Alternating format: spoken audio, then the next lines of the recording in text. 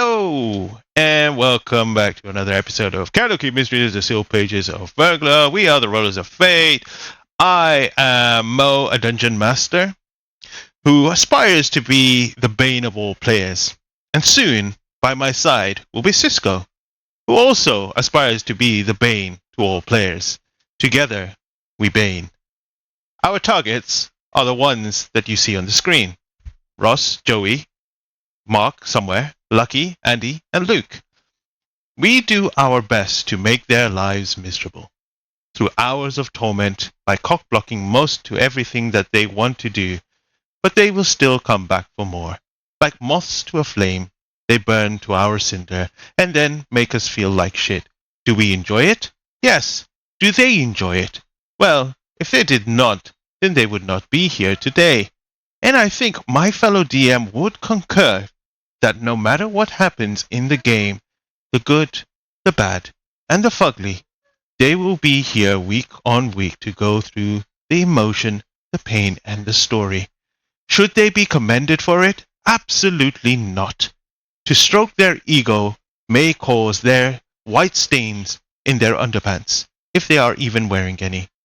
To conclude, we must obey the law of D&D, for it has the power to control erections.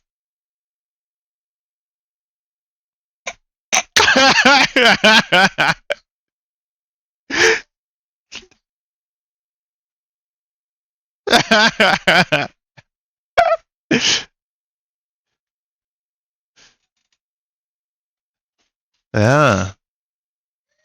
All on you, Russ. All on you. Oh, anyway. Oh. Yeah. On to the announcements. We are on Twitch and our YouTube channel, Rollers of AT&D, where you'll find all of our previous episodes of The Eye of Observation, This Game, Dining in Barovia, and The Hearts of War.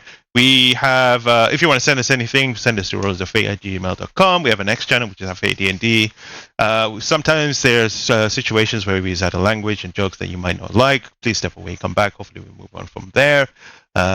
Thanks to Tessa%, Awesome Maps, Dan Curtis, Tabletop Audio, ChatGPT, Epic Music, Games, Jebs, for their arts and music.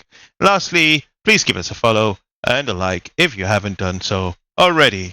Alright, group inspiration. Hey, Andy, go on, go for it.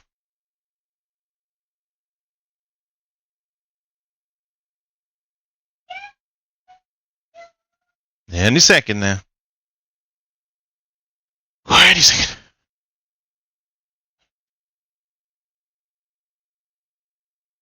Okay.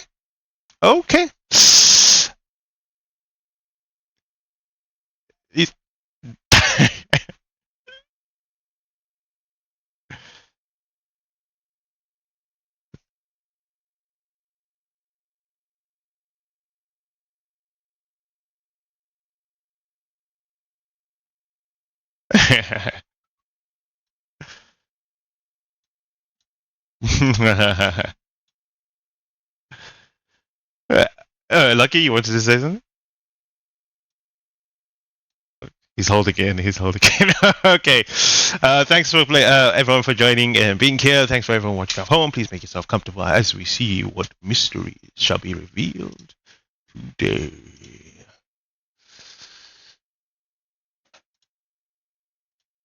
Previously on the sealed pages of Verglas, the ritual to raise Tiamat, the Dragon Queen, she of many heads, neared completion. The caravan of chaos, and the long-lost companions of time known as the crew had fought both tooth and claw to reach the final moment. But just as blades were drawn and the spells prepared to strike down Grave and Dreg, a trap woven deep in the roots of fate itself was triggered. With a thunderclap of arcane forces, the chambers splintered across space and dimensions, and only Ruin, the divine flame of Bahamut incarnated, remained. All others were scattered into the four trials of Tiamat, each tailored to their hearts, their past, and their weakness. furnaces. In the in a chamber suffused with toxic green mist, the trio were coughing and disorientated. Slithering sounds echoed through the dense gas, and as the smoke parted, they faced Odie, a corrupted minotaur and brutal enforcer of the scales. The battle raged through a shifting mirror of poison fumes. Irkin's range flared through the mist, Rybin's calling forth ancient beasts of the Feywild to aid them, and Ugnip, deadly in precision, striking from the shadows. Odie fought with fury over the labyrinth, but the trio's synergy cuts through his monstrous might. Yet, with every breath, the gas weakened them. This was just a battle of strength. This wasn't just a battle of strength, but of endurance. If they didn't escape soon, the poison would do what steel could not. The second trio found themselves surrounded by frost-bitten ruins in a chamber of jagged ice and silence. Before them stood Anchor, the ruthless dragonborn criminal with a heart of winter and loyalty to Tiamat. Spells shattered against the ice, Aki's divine radiance struggled to pierce the frigid gloom. Although even with the winds of his genie patron found his power flickering and fading in the absolute cold, and Arrow's precision was true, but he failed to strike the real duplicates. Anchor's blade carried not just cold, but judgment. Every swing was a reminder of the cost of failure. The trio must end the trial quickly, or be frozen in time forever. For Ziggy and Yagu, the room sparked and hummed, crackling electricity crawling across the walls like veins of madness. Before them stood Desdemona Fulgor, mad sorcerer of the scales, risen again from the edge of death. Chaos incarnated, Desdemona warped reality itself with every spell, zigzagging lightning blasts, impossible illusions, and gravitational shifts that made the floor meaningless. Perdemon, Ziggy, and Yagu felt the surge of power of the Dragon Queen binding them, and Desdemona was fueled by more than madness. She was chosen of Tiamat, and this was her element. In the most volatile trial, Bruce and Wes emerged into a searing pool of acid, steam rising in thick clouds around them, and before them hovered Archelaus, brother to Bookworm and Archmage of the Scales. Radiating power beyond mortal comprehension, his eyes burned with purpose and regret.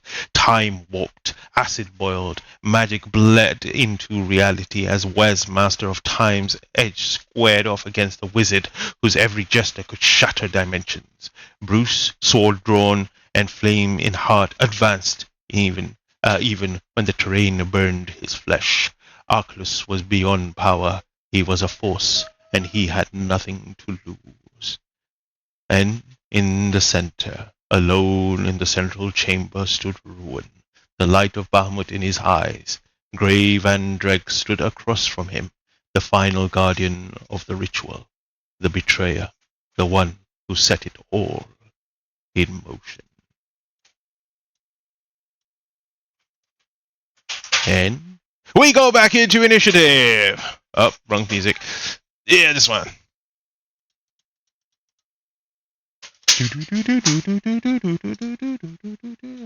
I don't know why this is.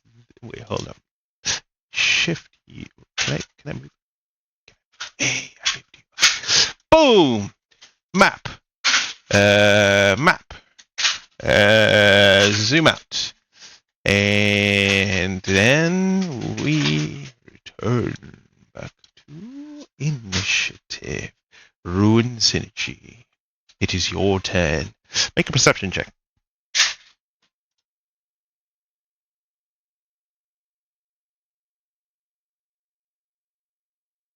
15? Yeah, nothing. Carry on. Your turn.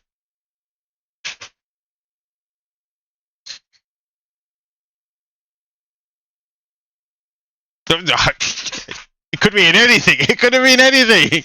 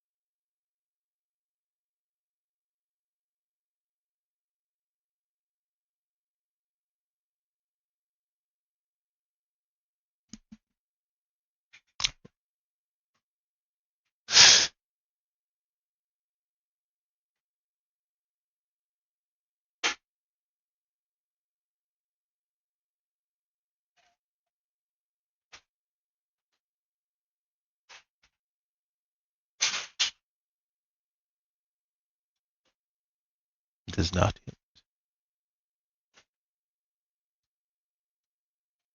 Mm-hmm.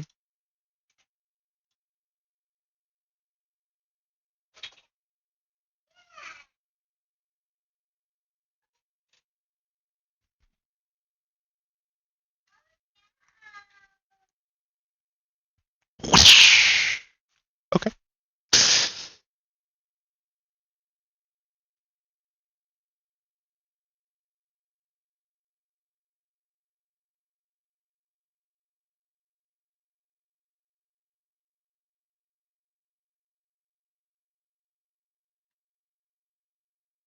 That does.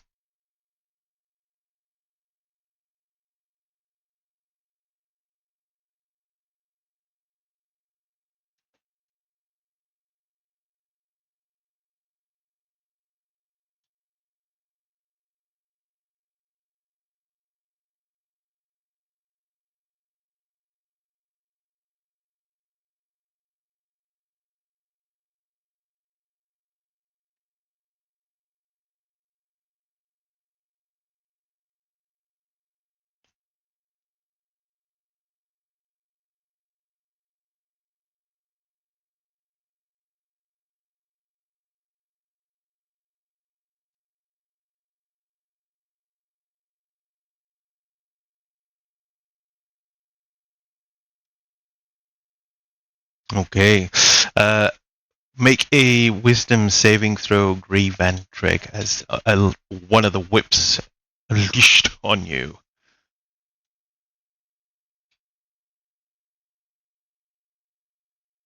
32. 20? Um, dirty 20. Sorry, I was just trying to see where the oh, where is it? Okay. As it hits Grave and Dreg, the whip lashes through, and then he hears a voice again.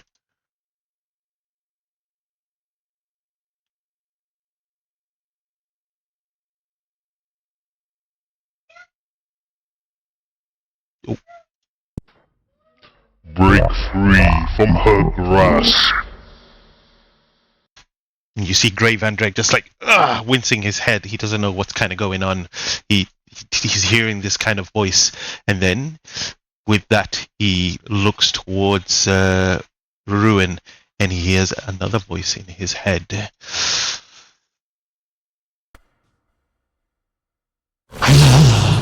What I do, tear into pieces. And as he hears that, you see him. He's clutches his face, and then you begin to see kind of fur growing on his body. His body expands and he grows bigger as he turns into a werebear in front of Ruin Synergy. I'll just make you big for now, and then I'll post the picture of what you what he looks like. I can't remember, but take your turn now. Yeah. Sure. I'm just trying to find the bear. Where'd the bear?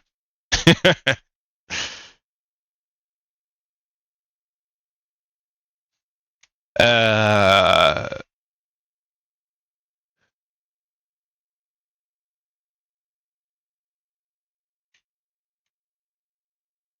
what? So, oh, I can't remember. I think I might have only sent you the picture. You might want to. Can't remember where I posted it, but I'll find it. When I do, I will send it. But you do what you must. How does that affect him differently? I don't know. What does werebear give you?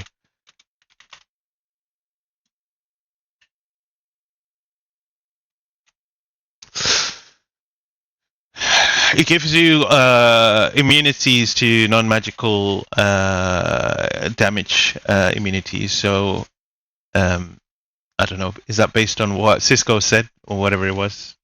Can't remember what he said.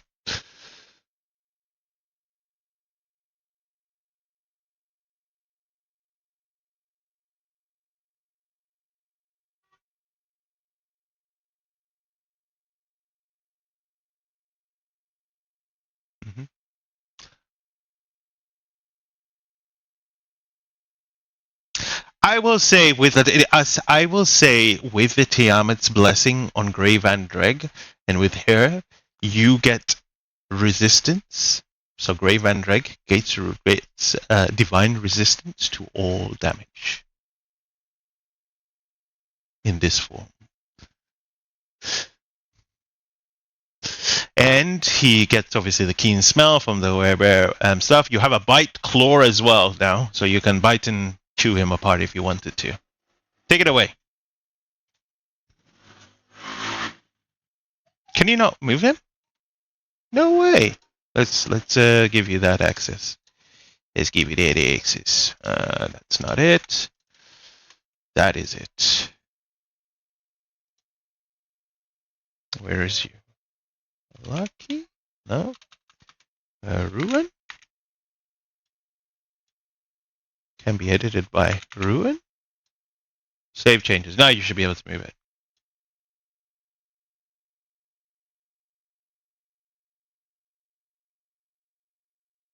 Oh, wait.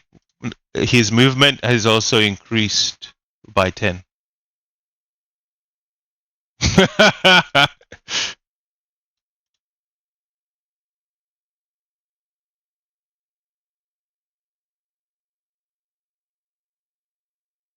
No.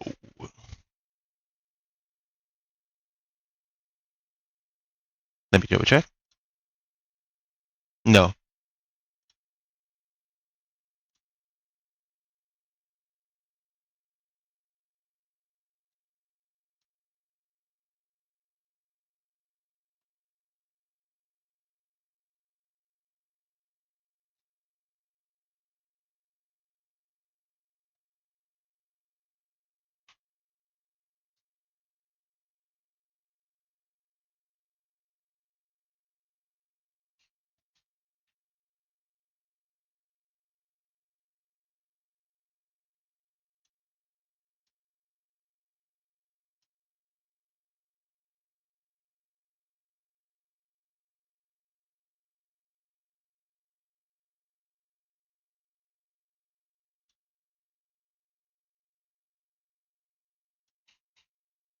Go ahead.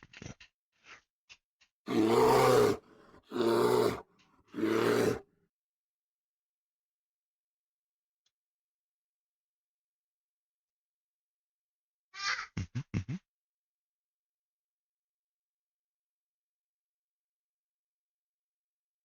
Can you use that to do it on yourself? Double check because. Hmm.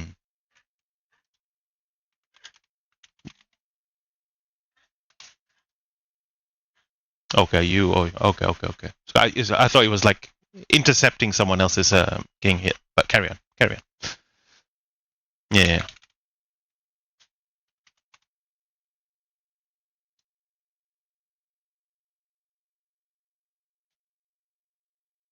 Mm.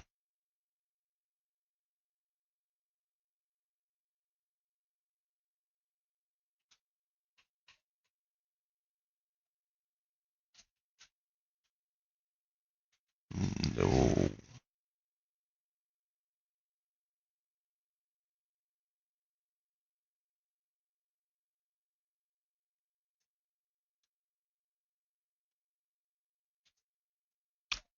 I'm gonna screw you over. I'm gonna screw you over. His AC also goes by 1. I'm so sorry. I'm so sorry. I'm just reading the web stuff. It says no, look, I'm just reading it. It says armor class 10 in humanoid form, 11 in in bear and hybrid forms. So it just goes up by 1.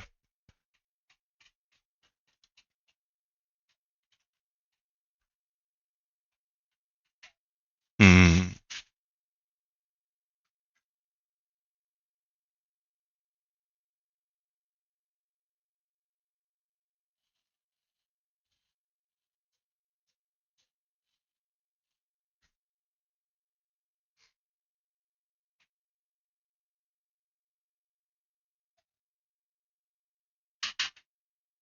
Okay. 27.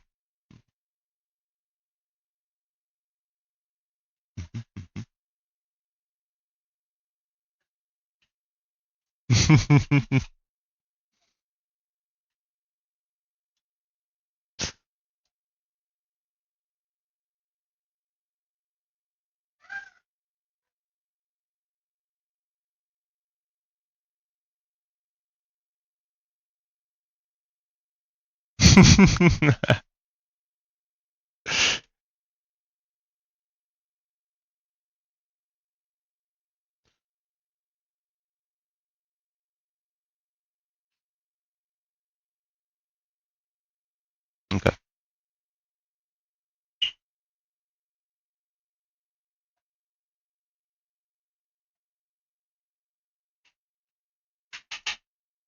We miss anyway.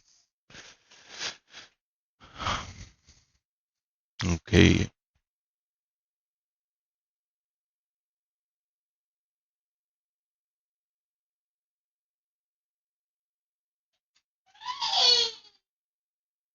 All right. And with those words, and the battle continues on, we shift to the room where it is all green, and the mist of poison affects those that are in there. At the beginning of the round, I need everyone in here. Where are we? Green. Okay. What have we done?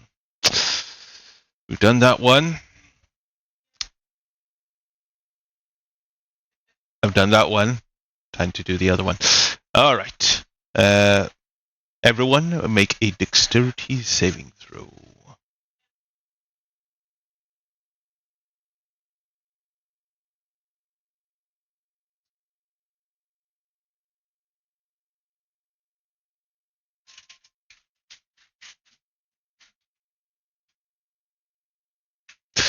Indeed.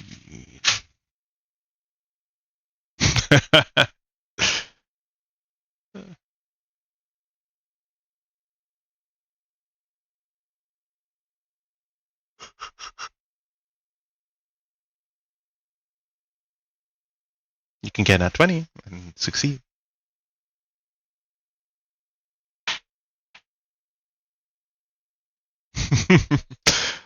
Oh, okay. So two of the snakes fail. One of them succeeds with a nat 20. Ugnip succeeds. But Irikin and Raven, you both begin to feel the. Yeah, and Cat all suffer as the poison kind of seeps into your body. As it does, you begin to feel like this terrain around you becomes much difficult to walk it. And you are affected by difficult terrain this round. That's all. Top of the round, Ugnip, you're up.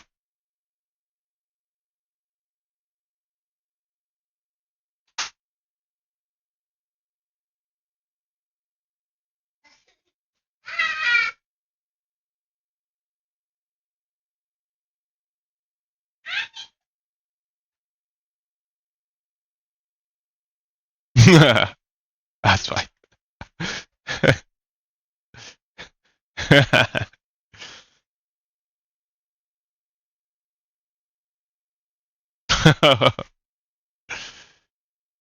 Go ahead.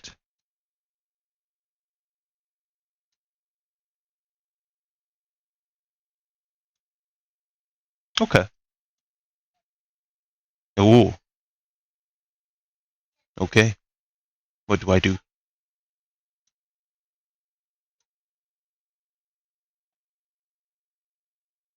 Okay. That's I think that's a bit harsh. Oh, okay.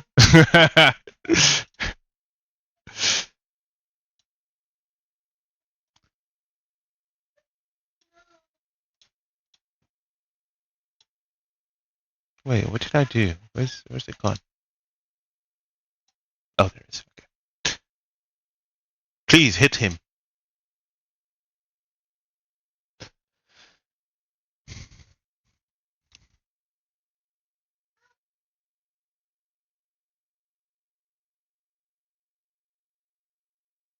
Ooh, very good. 55 damage. Oh, well, it's just the radiant, right? Or is it just the lightning?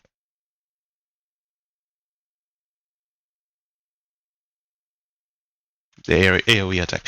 Yeah. 1, 2, 3, so 26? 20.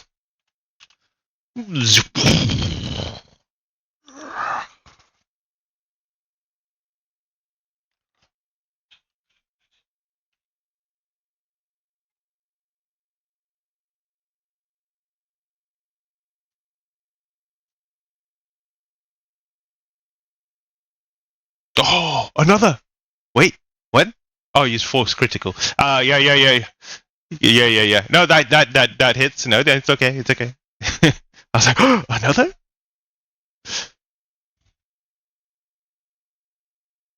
That's okay. 10 points of damage.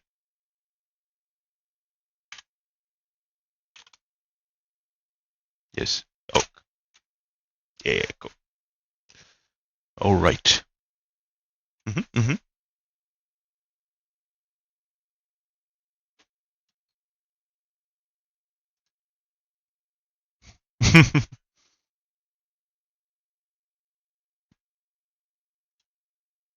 Okay. All right. What spell?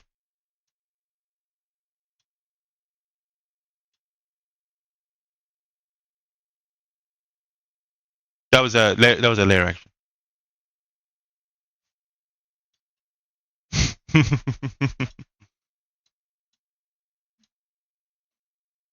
Yeah, you.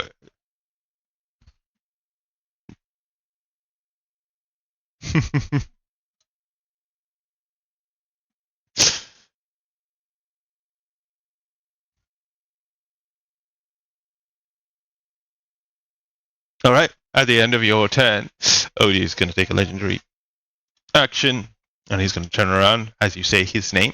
He turns around to look at you and take a swing. Here we go. Can I just do this? I don't know why I rolled multiple times. Let me double check what's kind of going on with the roll. Eek. Okay, it was a nat 20, but I don't think the damage is that high. Let me double check. The total damage with crit. So it was 31 points of damage, halved to whatever you need to take. Yes. It is now your turn.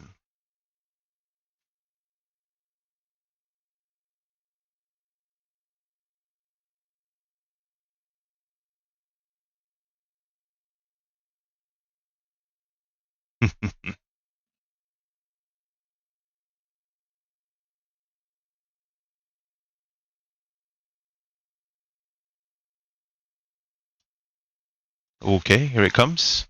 So you can move it wherever you want.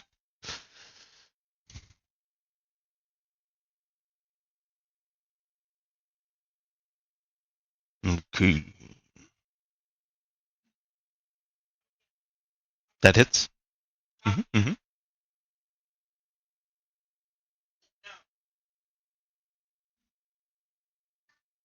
23 damage.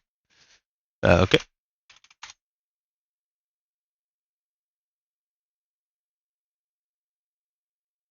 Okay.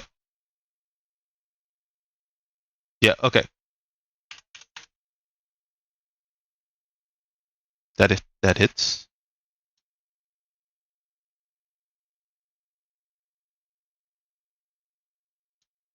Okay.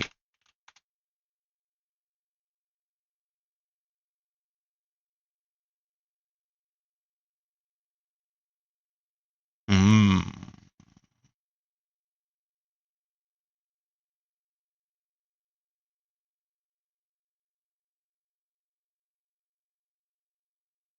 Okay.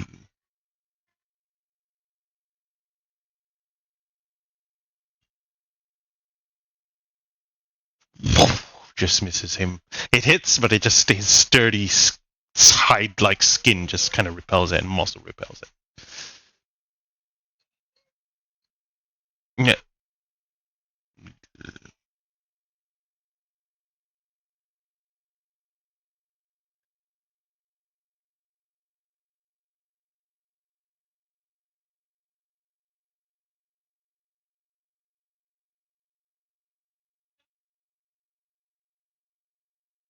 Okay. At the end of your turn, he will take another strike against you.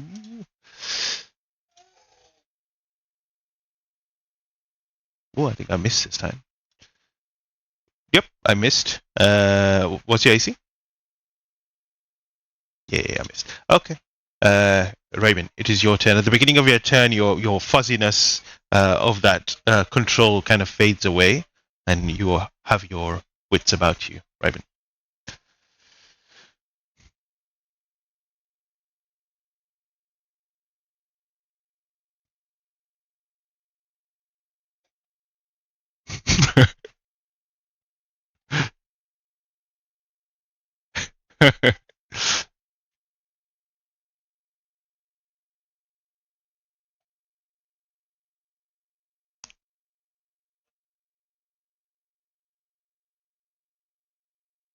Okay.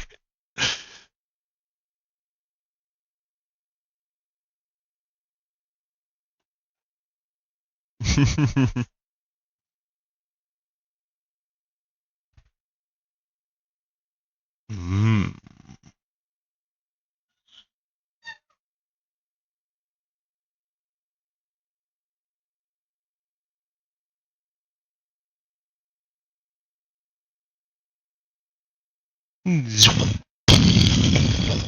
As the tail comes down, you see him. He just raises his hand and he blocks it. And he kind of the ground underneath kind of goes down a little bit, but he kind of withers that. Can you attack again? Okay.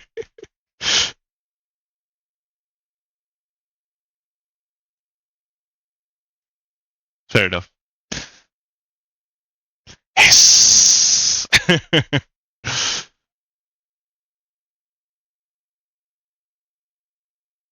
Mhm, mhm.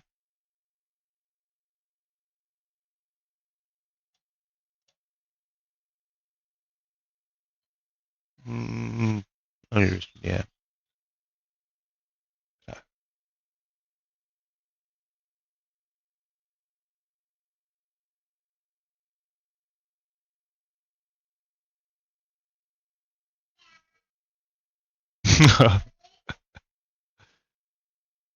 There it is. All right.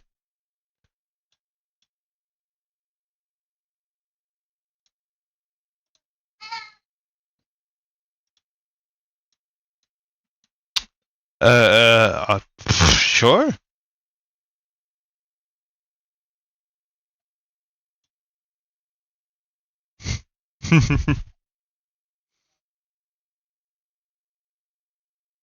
that that hits. Let me find out. Actually.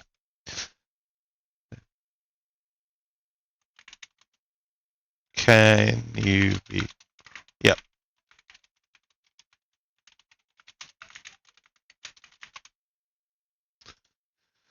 Let me see. What does it say? Raw. It doesn't stack. Yeah. Go.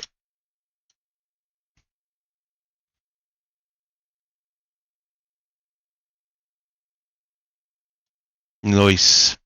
Okay. Nice. That's you. All right. At the end of your turn, he will. It will strike Irikin once again. Because he's naturally he's gonna strike the snake. He said he's restrained, so he would have attacked with disadvantage. So I'll remember that next time. All right, here comes the strike with disadvantage. Can I not do it with disadvantage? I'll just roll. Let's roll twice. Oh, does a 16 hit the snake? Okay, okay. All right. Ooh, max damage. Well, let me see if that's given everything in there. 25 points of damage to the snake. Oh, okay. Okay. Now it's his turn. He is no longer restrained. You see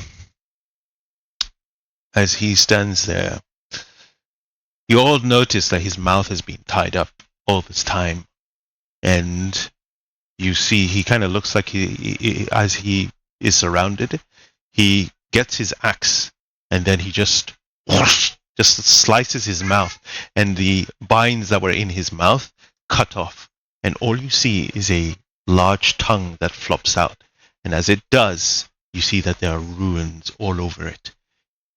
And Irikin's shadow, Rybin, Cat, and Ugnip, you see the whole tongue begin to vibrate, and then a shockwave shoots out towards you, and as it does, there is this continuous vibrato of noise and sound and vibration hitting the group of you as a cone of thunder damage shoots towards you. I need you all. Give me 1 second.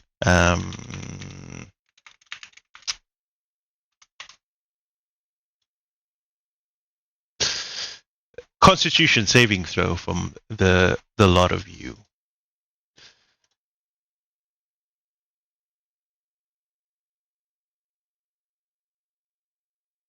Irikin's shadow 26. Oh, crazy. Okay, he might die anyway. So, yeah. Who's missing? Have we got everyone? Cat. Okay. Let me see if 26 makes it. Oh, I didn't even press space. I did. Where is Cisco's cone? The cone. I don't know if this is gonna work. It doesn't work anymore. Never mind. All right. I will. I don't know how to put a cone in. How do I put a cone in this? I remember Cisco putting it. I need him. Anyway, I'll do it afterwards. But for now, when Cisco comes, he'll drop it onto the map. Okay. Well, who got what? 2 of you passed, I think. Yeah, Cat passed and Irikin passed. Both of you. You immediately, both Ugnip and the Brontosaurus Rybin fall prone. And you both take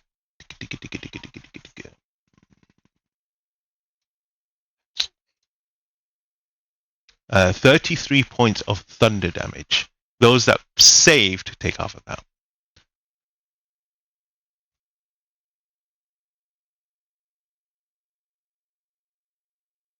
Had 32 half, yeah, 16, yeah.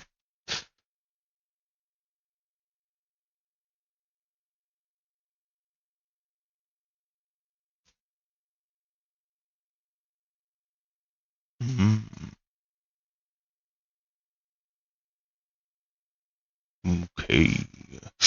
He then persists and continues to make 2 attacks. One against the snake on the left and one against the snake on the right. He's going to use Reckless, but he's going to forego the Reckless advantage, and he's going to use what's the thing called? Brutal Strike.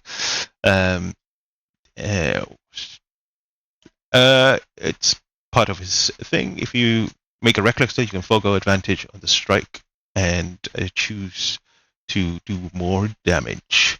First attack on the snake. That's a 30 to hit. Got you. And then an additional. Let me just see if I can just. Here I can. Great. Ugh. All right. So that's it didn't roll too well. 16, 28 points of damage to the one on the one on the left.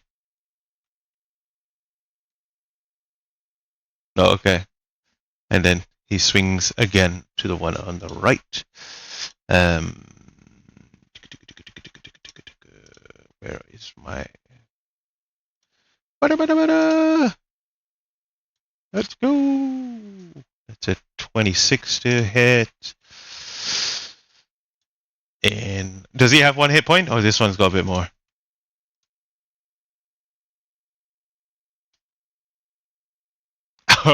Okay. He takes 24 points of damage. This one's still alive as well, or is he dead? Oh, he's on one hit point. Okay. Got you. Alright. And yeah, that is the turn. And as the battle continues and wages on in here, we shift to the cold ice room. Within there, you all stand in the tundra as multiple anchors swarm around you. But in the beginning of the round, a lair action goes off. Which one haven't I done already? I don't think I've done the first one, so I might go towards that one. Yeah, I did that. So, okay, I need everyone in the room to give me a Constitution saving throw. This is going to be... Yes.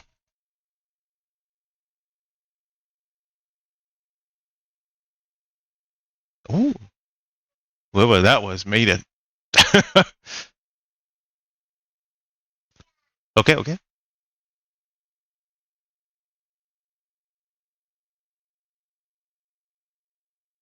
Yeah. It's your inspiration, your characters. So.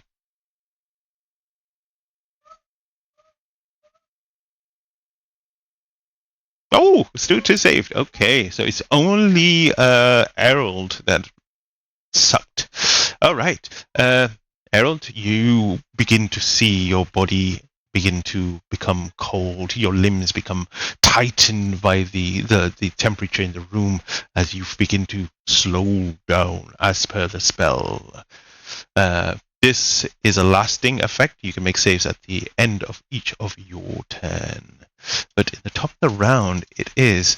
I don't even remember where I put the real one as well. Top of the round, I found her. I found which one it was. She is going to look at the threat standing in front. Aki, Flammacaster, or Trailblazer. I don't know why it says Trailblazer there and then Flammacaster there. I don't know why. Yes, actually, a wisdom saving throw. That is true. If that is her in the middle. And at disadvantage? Even worse. All right. Where is she? I got her. Wisdom saving throw coming up. That is a 15. Okay. Skadoosh! 15 for 15. All right. Aki Flammacaster, you are going about to get hit. As multiple ice crossbow bolts just shoot towards you from all angles, not knowing which one to block. Here we go.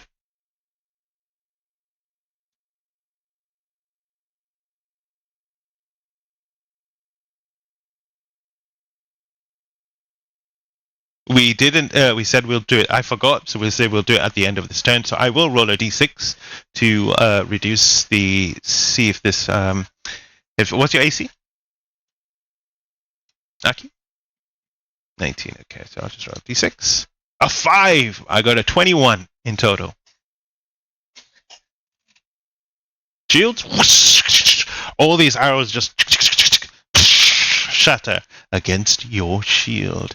Very, very nice. That is the... Wait, let me see if she can do anything else. No, that is the end of her turn. Harold, it is your turn. Ooh. Thank you for reminding me so many times. Okay, I completely forgot. Yeah, intelligence save. All right, coming up. I got 20. Yeah, on the dot. Yeah, needs it. Fair enough.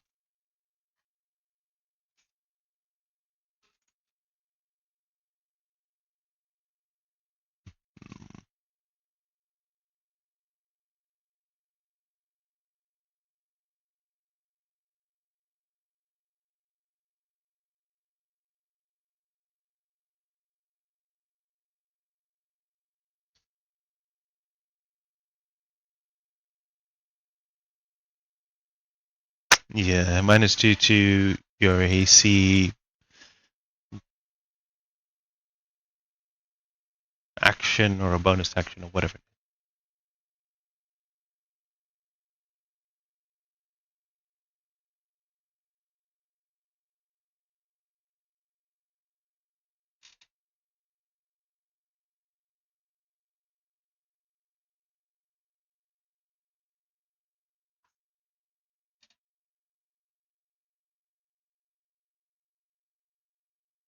Mhm.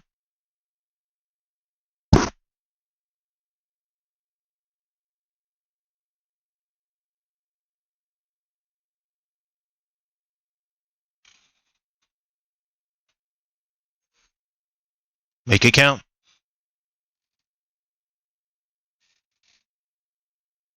Okay. Make a intelligence check. This is what this for Joey. Yeah, go ahead. Okay, yeah. 21. Yeah.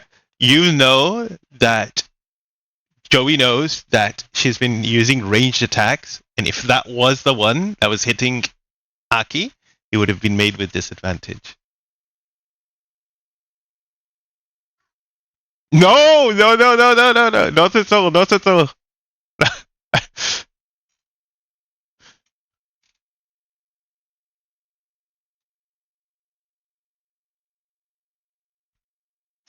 The green.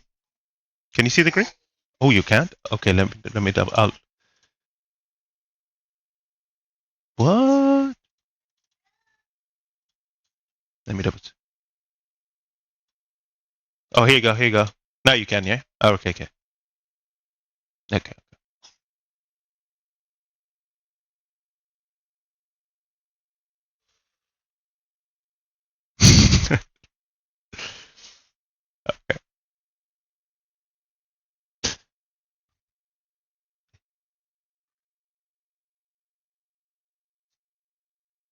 Okay.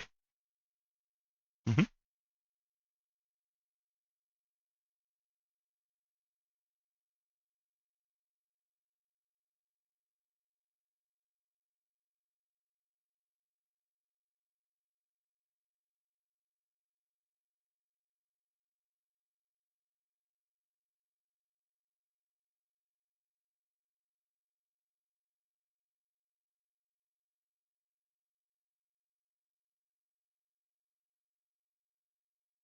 Go ahead.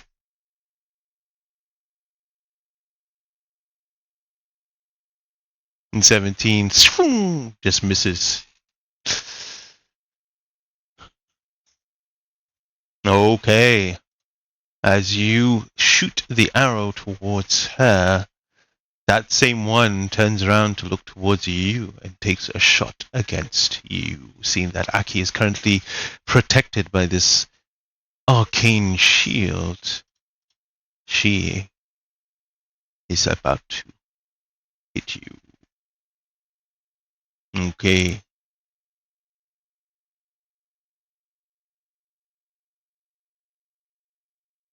I didn't say that one. No. Well, no. All of them. All of them. Yeah. They're all turning around. Sorry. No. I mean, you can take it if you want to. I'm not. I don't know. You can take whatever I'm saying as you weigh. Okay. Here it comes. The attack against you. I don't think it has advantage. Is it when you're slowed?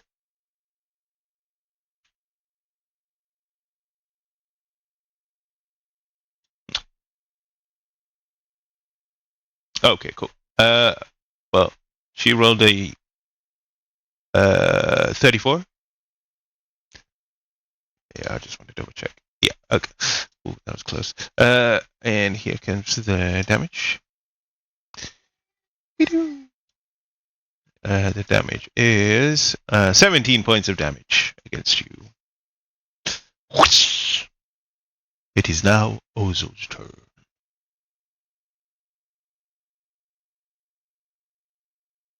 Mm-hmm. Okay.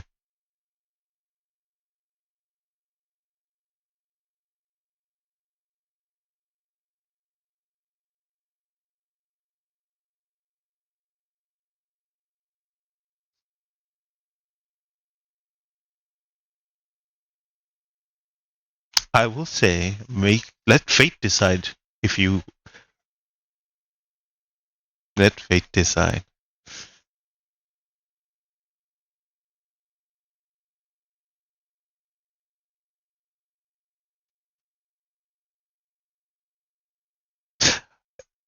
Yeah, I guess one of the members, probably Bruce, who's most eager, told you about the members of the scales and did mention someone called Anchor. Has she been named Anchor in this conversation? And if you know if it's her, I'm not too sure. Has Aki said it, Anchor? Has he said the name? Okay, then you may know her name.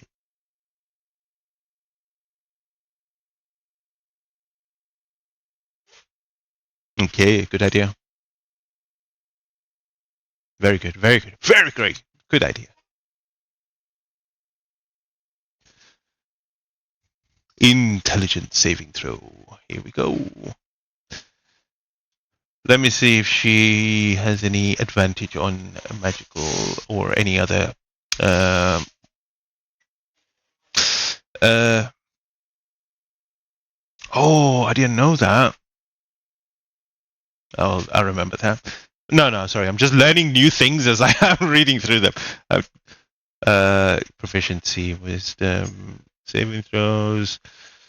Okay. Well, no ability, damage, tough.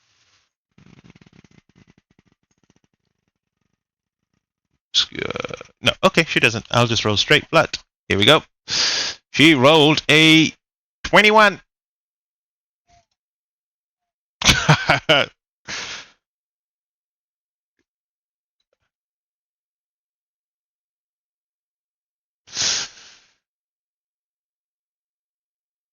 Oh. Mm-hmm. It's one of Luke's favorite spells this campaign. 17 points of damage. Very well.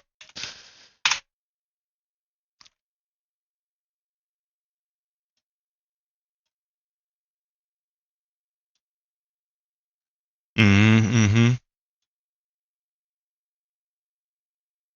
Okay. At the end of your turn, she will take a legendary action. And as she does, you see some of them shifting and moving around.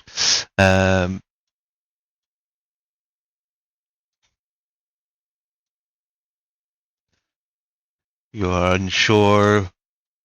Ooh, this one moves closer towards you. This one moves kind of surrounding you. There you go. That's the end of the legendary. Aki, you're up.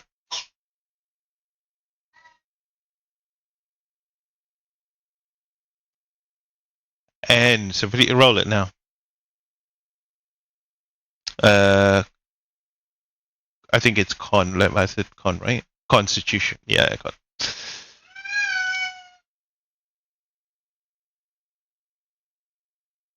You're up. Nice. Well done. All right, Aki, you're up.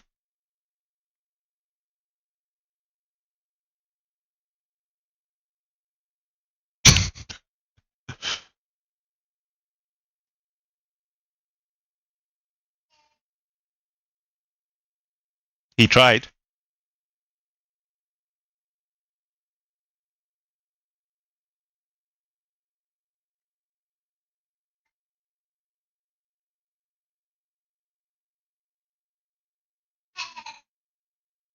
Mm-hmm. Mm-hmm. Mm-hmm. Mm-hmm.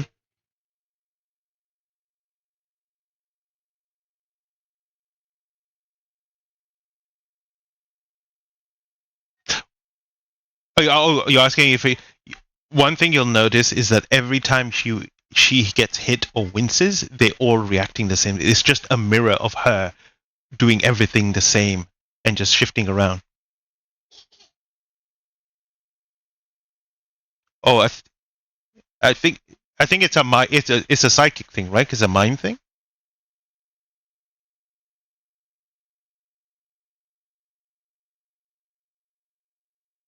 But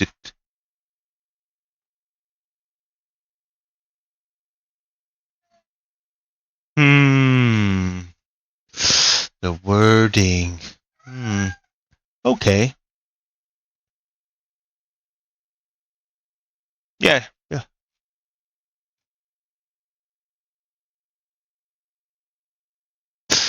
Hmm. Hmm. How will I? How? Ooh, it's a tough one.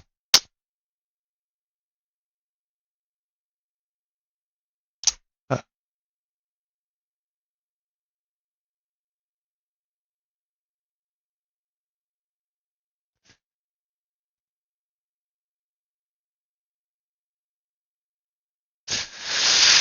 Yeah, I wanna give you something, but I don't want to give it too much away as well.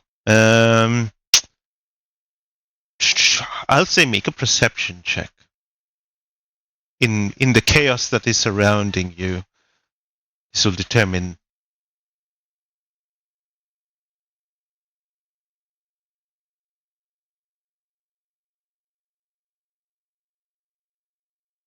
Okay, as you as you looked around to see the wincing, you didn't notice. Like Andy was saying, after that they begin to kind of shuffle very quickly, moving around, and unfortunately, you do not know which one it is. Maybe another opportunity might come.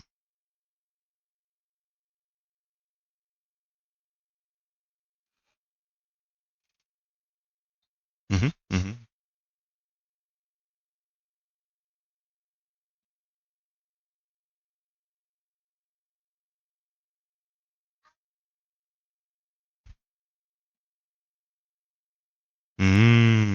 Okay.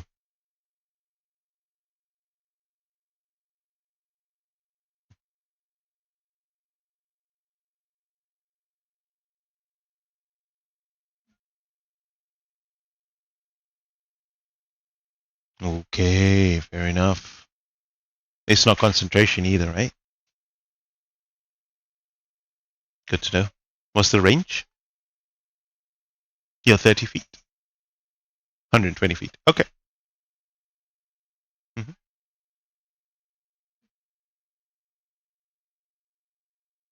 No, you do not see. You've you've seen that when they've been hit, they shatter. So they have physicality to them, but they are not illusions. Everything that you're hitting them, they are breaking apart, but they're not. It's not like it's passing through. There is physicality to this. Again, you are in the dragon the Tiamat's lair.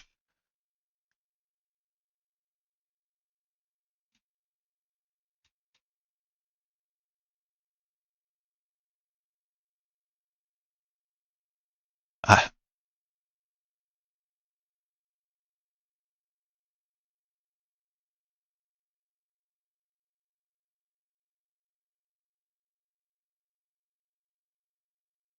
okay.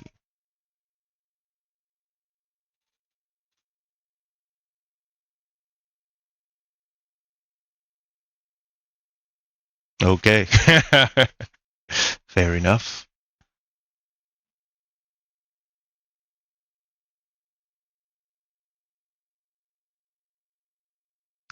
I'm right here, darling, says Anchor. They all say it at the same time.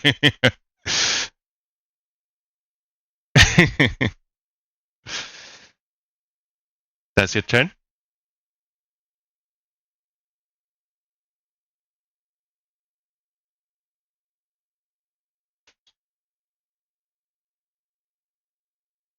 Mm-hmm. It's going to be a bit of a rough one. Nope. All right, at the end of your turn, she will use her last legendary action to take a shot at Oso, flying in the air. Here it comes.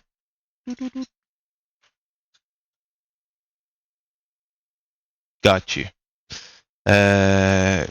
Rolling the attack. 26.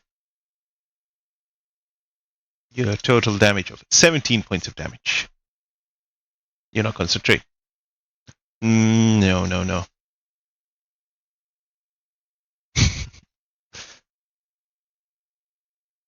Fair enough. All right, we shift to the room of lightning and sparks as we enter.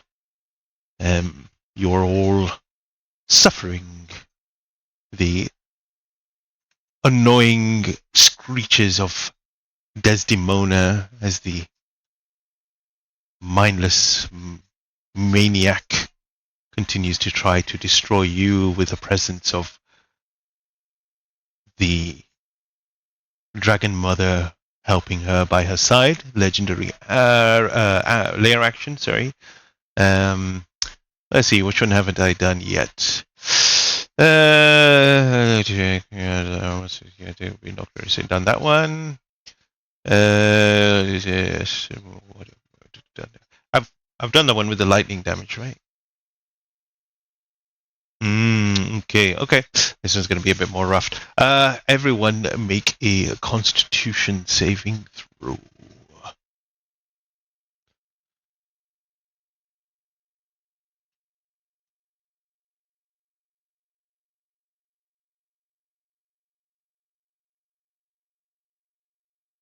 Have I changed the map? Yes, I did. Okay. Who's left? Oh, yeah. And Ziggy? Yeah. This is not. This is just a layer action. All right, calm down. I'll do anyone see what he gets. He got an 8. Okay, so I don't think he's gonna make it. All right, all of you prepare as what was the layer action? Oh, a pulse. All the creatures within this room hear a thunder go off. There's this flash of light, and then the sound is so deafening that you are unable to speak above a whisper out. It's just ringing so hard. The disruption of this is that any spellcaster that wants to use verbal components cannot in this round. That is that.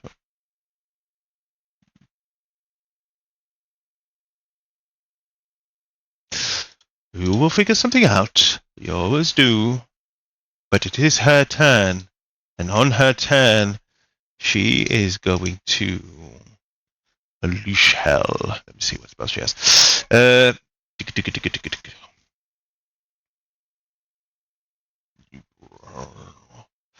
Why doesn't she? This seems fun.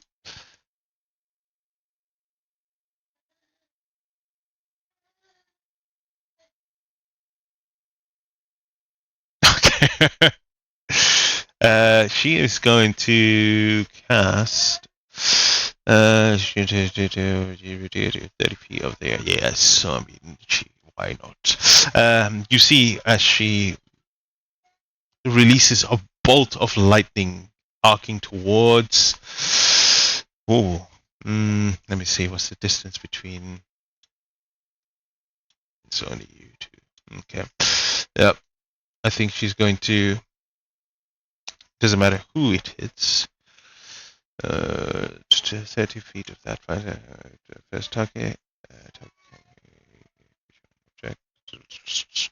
Okay, I need both Ziggy and Perdemon to make dexterity saving throws. Yes, both of you.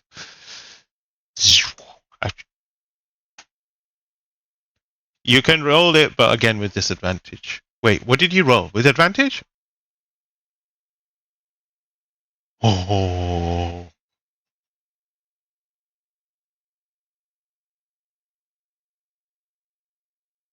Wait, did you roll with advantage, Luke? Oh, then.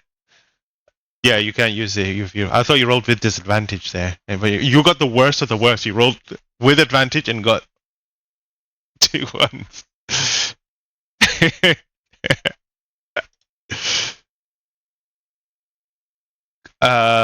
Do you have verbal? Does it have verbal component? and you are not in range.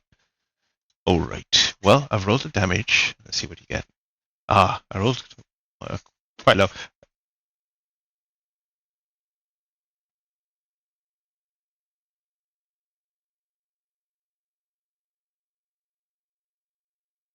Yep. We see this. Both of you take 38 points of lightning damage. Just keep a note of it if you want for Cisco's character. Um,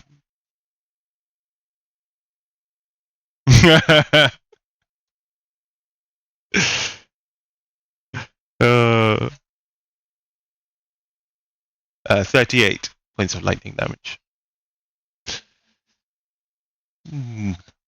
Oh. Well, that was the end of her turn. Wait, I think let me just double check if you got any bonus action. Let me just double check if she has any bonus action stuff that she can do. Bonus reaction. Bonus action. I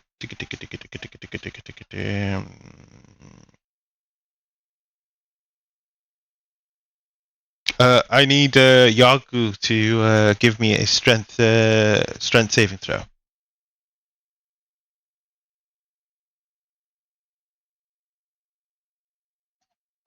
A 16? She looks to you and she's like, don't come any closer, and she shoves you 5 feet back. With a telekinetic shove.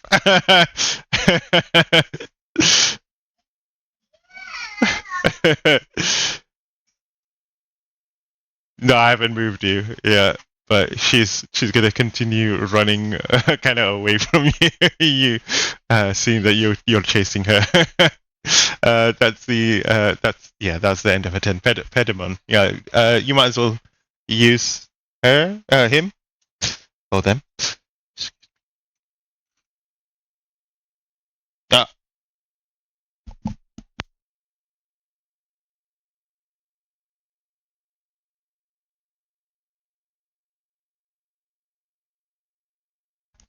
I'm still here. Yeah, carry on.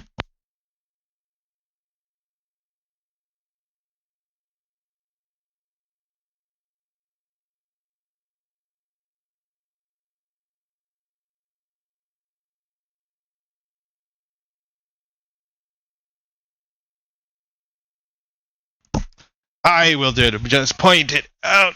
Oh, you if someone else can do it. Oh, okay. Right there. Boom.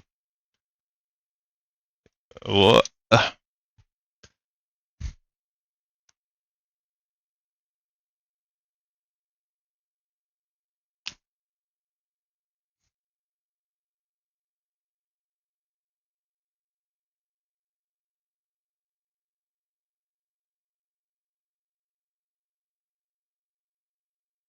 does that have any verbal?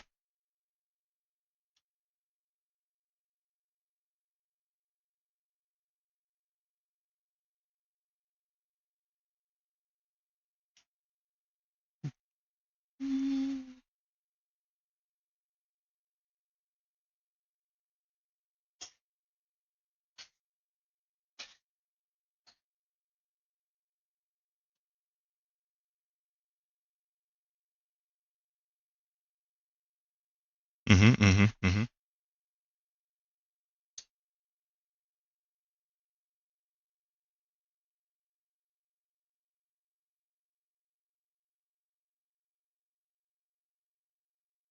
All right, let's do this. I like Mark's idea. We'll go to Ziggy's turn, and then we'll go back to yours, just to give you a bit more time. Oh, what you know? So keep thinking what you want to do with Fedimon, and then we'll continue that. Ziggy, go on. You're up.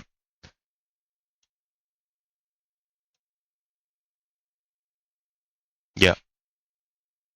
Okay. Mm-hmm.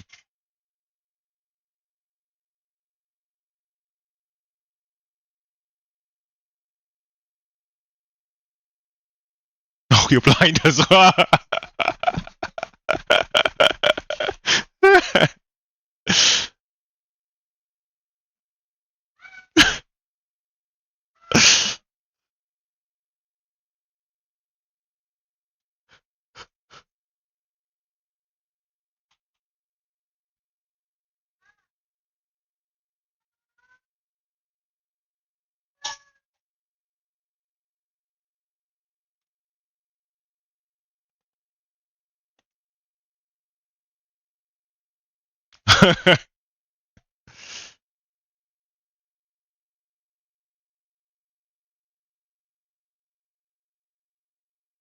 Okay.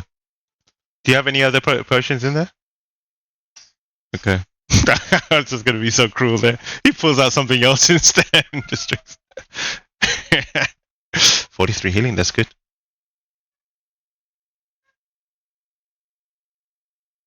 No, no, no. No. Yeah, four. You only see the ones.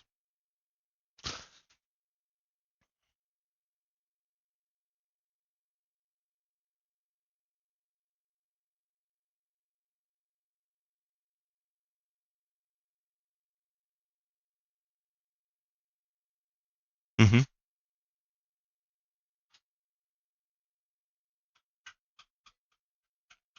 Throw away.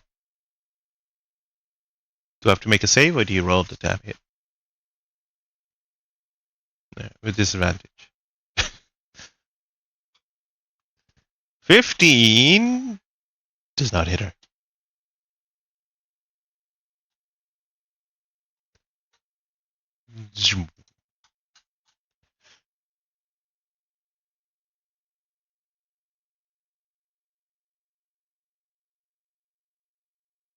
I know, right?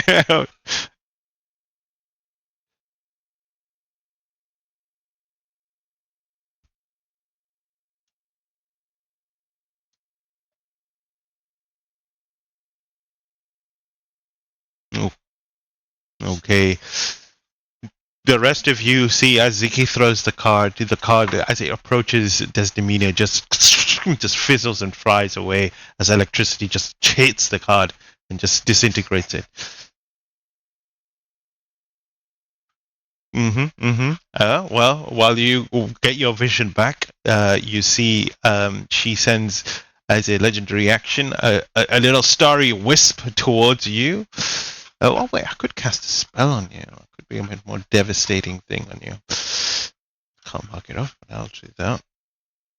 What could I do?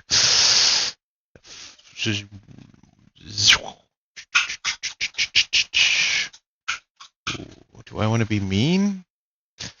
Oh, hey, Cisco. Of course.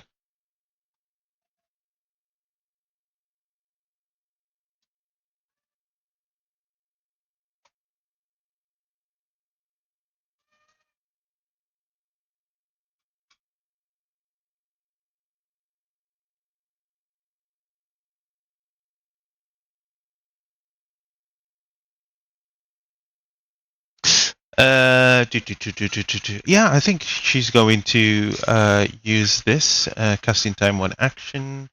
You begin to see as electricity starts sparking, and around her, you see these kind of small stones that spark around her. Ziggy knows this as the crown of stars, as the spell emerges on top of her head. And as she does, she will use a. Does she use a bonus action to use hit? You can use a bonus action. Okay. She will send one towards you, Ziggy. She has to roll to hit. Yes. Well, if I, this is a legendary. She's using 2 legendary actions to cast a spell. Um, where is? I don't know. I can't.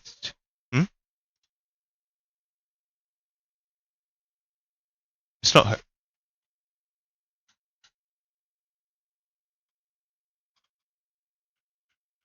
Oh, yeah, you're right.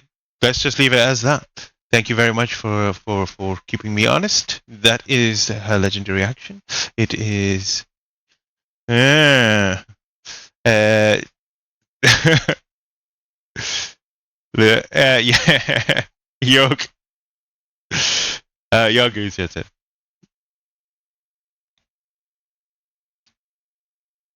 Yeah, I do. Are you ready? Yeah. Oh yeah, no, it's Pentamon's turn. And then, while I get the music ready.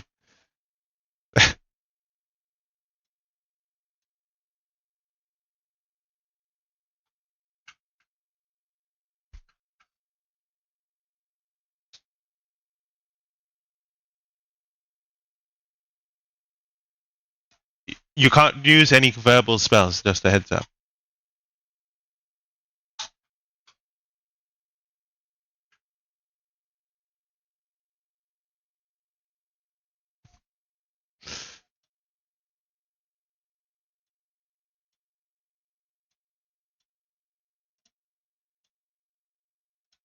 Yeah, you're deafened.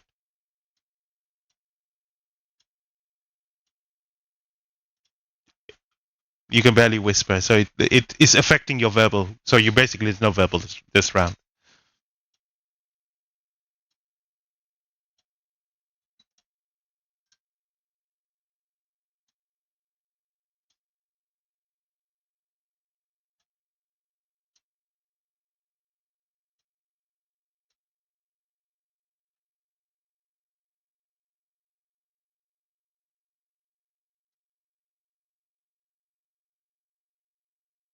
Okay, I've got the music.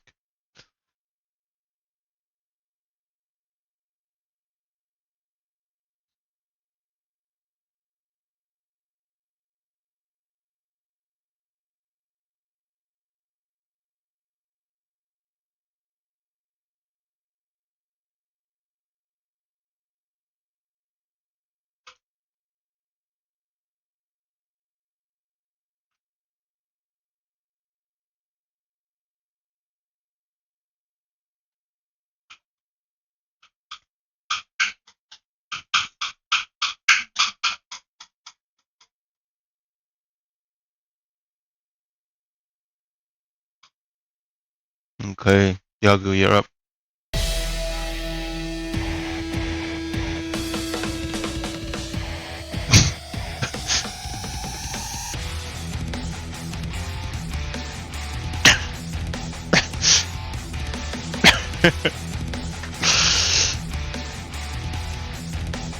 Yeah, not a human, but humanoid, yes.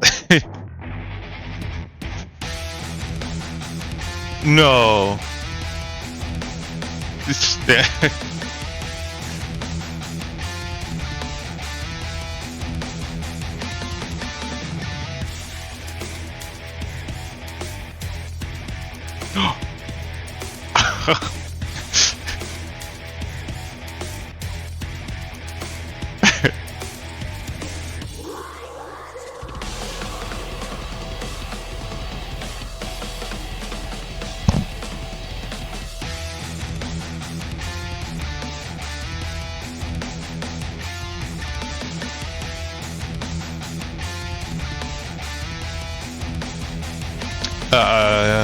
She has resistance. Yeah.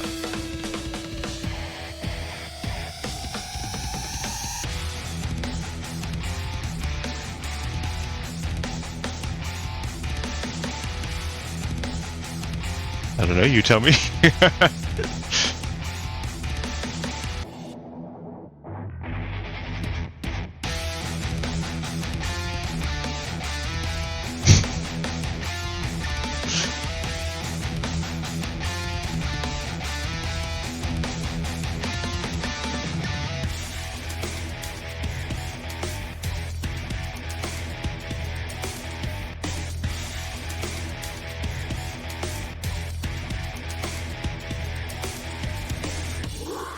Wow.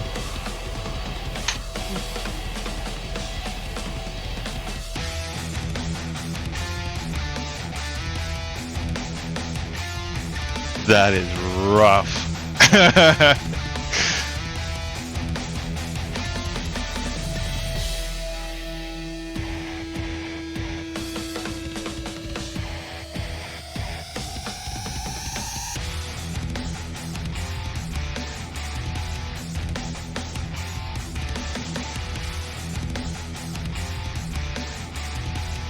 Did he get it again?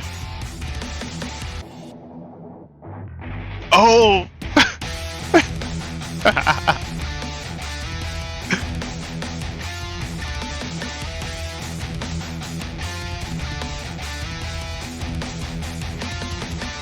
Oh. Oh.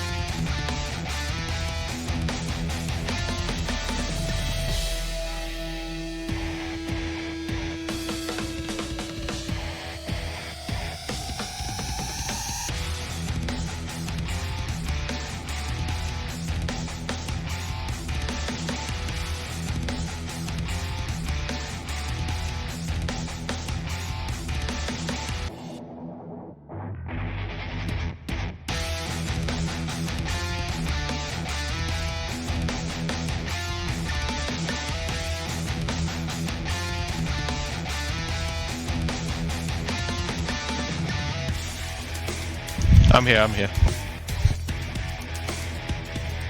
Yeah, what was the damage? No, just second attack. Okay. Okay. She's still up, by the way.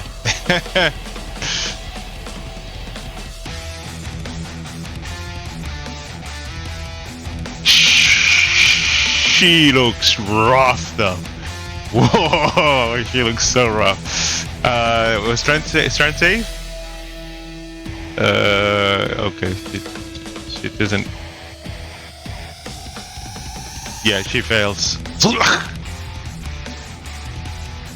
Okay. Oh God. All right. Well, at the end of her turn, did I use something before? 3. I took.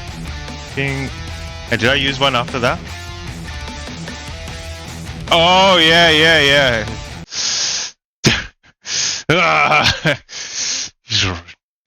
Shat on her. Yeah, I don't think she really. I think she has one legendary action left because she didn't use 2, and then yeah, okay, yeah. She's going to use. Oh wow. Wow. Okay, that was harsh.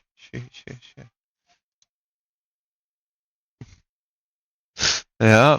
Yeah. It's just she has no. Oh, she has it. She has.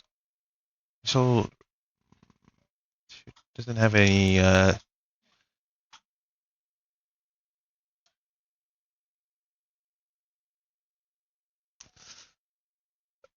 Alright, she's going to send a starry wisp towards Ziggy. See if that hits.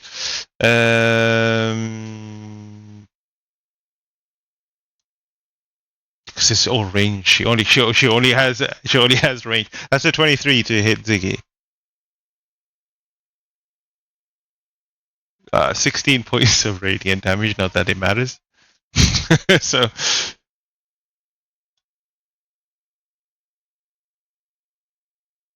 Okay. Oh, after that onslaught, we shift to the final room.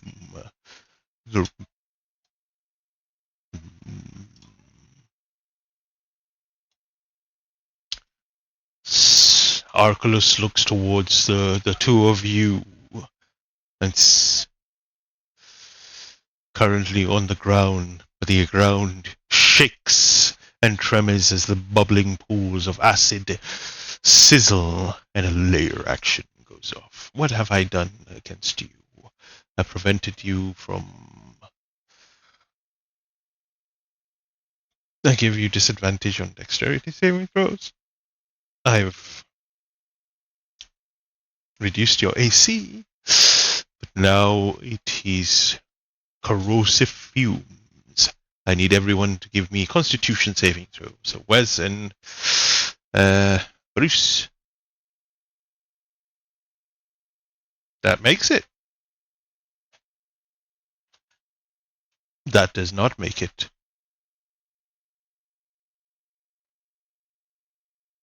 Mm.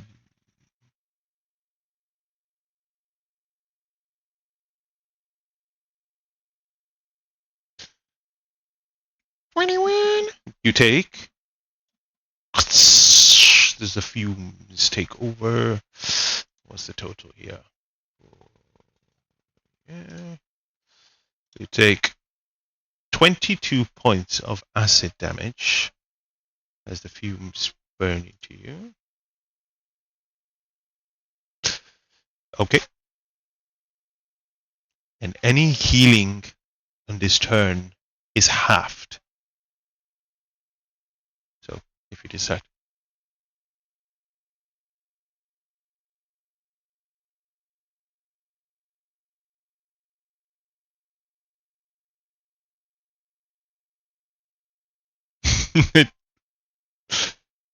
Fair enough.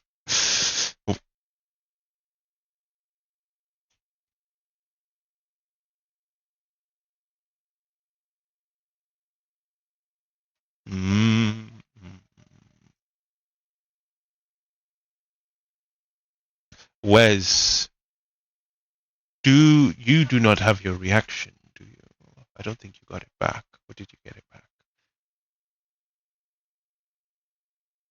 I can't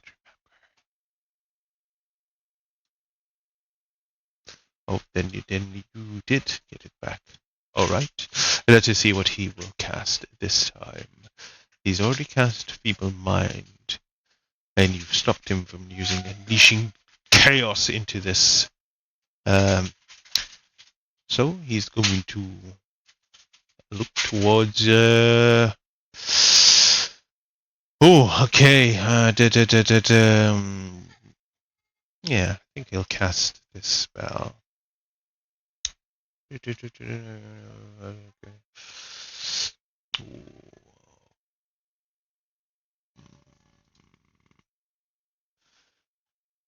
He's going to look towards the pool of acid next to him and point a location around you, so a 20-foot radius around you. I need you to give me a dexterity saving throw as he casts a spell. Sorry, Wes. Okay.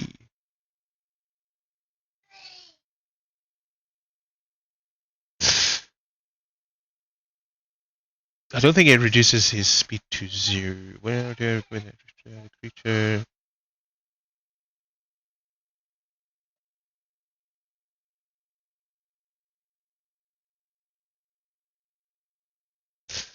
Yeah.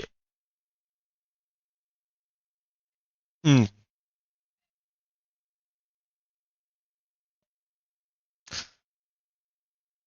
I don't.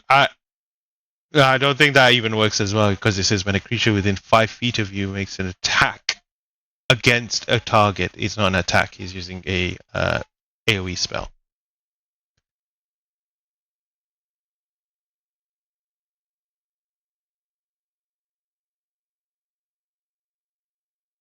Yeah, I think it's like if he was doing a spell attack or something like that, then yes.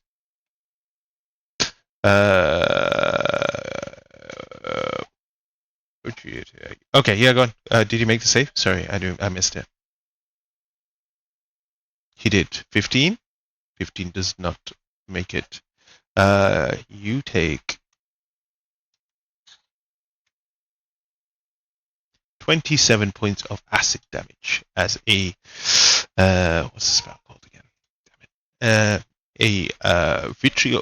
Vitriolic sphere is just hits you as the acid kind of like a tidal wave just collides into you. At the start of your turn, sorry, at the end of your turn, you'll take an additional damage as well. That was his action. I don't know if he has any bonus action. A bit of. Did you take 27 points of acid damage? If you didn't take it already. Bonus action. Oh, okay. I need Bruce to give me a strength saving throw.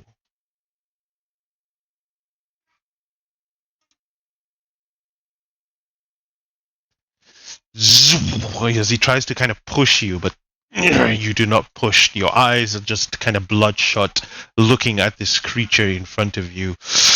When it gets to your turn, which it is now, tell us what happens.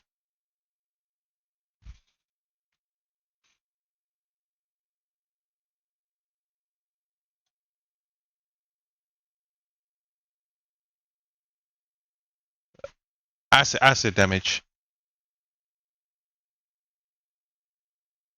Cool. Half of that.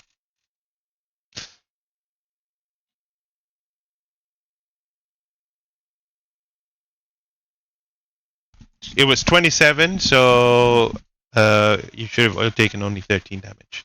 So give yourself 14 back or something like that.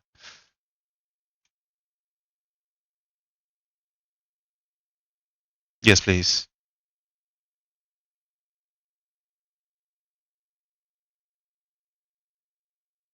Oh yeah, I didn't. Well, I screwed up. Yeah, yeah. Yep. Yep.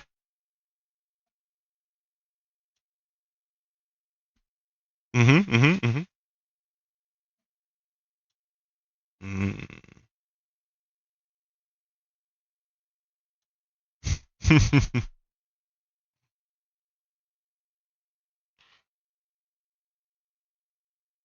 Advantage. That hits.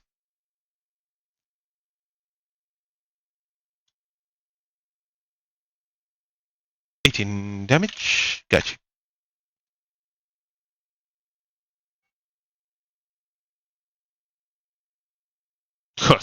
That hits.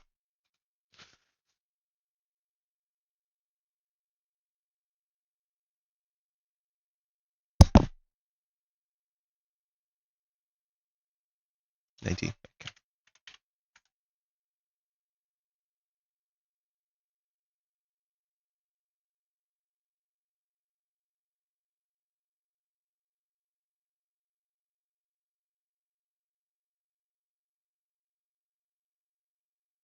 That hits.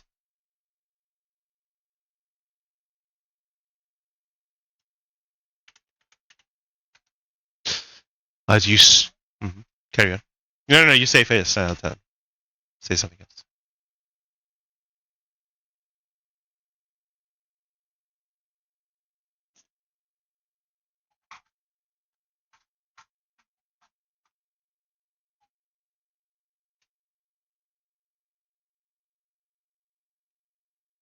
As he tries to kind of roll, as he tries to roll away an attack, whereas you see just Bruce swinging recklessly at this attack. But what you notice, like just in the kind of shimmer of his attacks, is that every time he swings wildly, you see that he was almost about to miss, but there is this kind of divine light that kind of guides his axe towards the target, and just sinks into Arclis on the floor.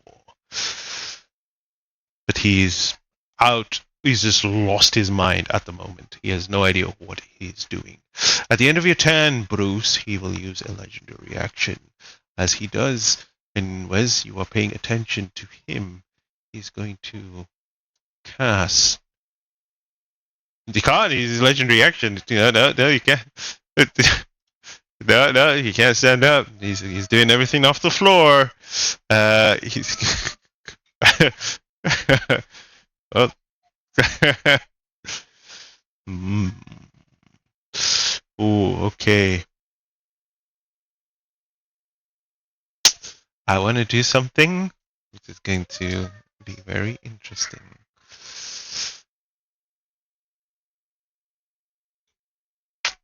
Ooh. Ooh. No, no, it's not goodbye, Bruce. You know? No, I won't do that. I will actually do.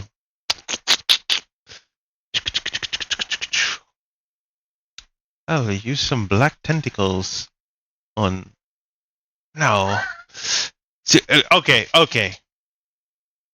I'm having a dilemma here because I want to do something. If something happens, shit's gonna go crazy. But I'm thinking, yeah, crazy against you guys.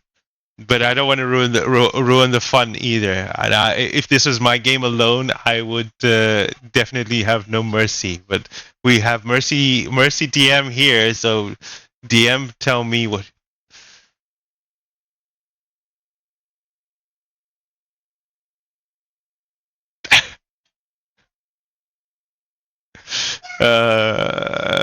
Actually, you know what? Actually, you know what? No, it's not gonna work against you.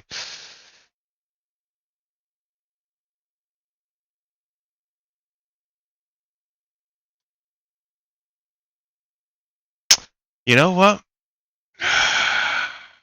Fuck. Sorry, I'm so in dilemma at the moment. Uh,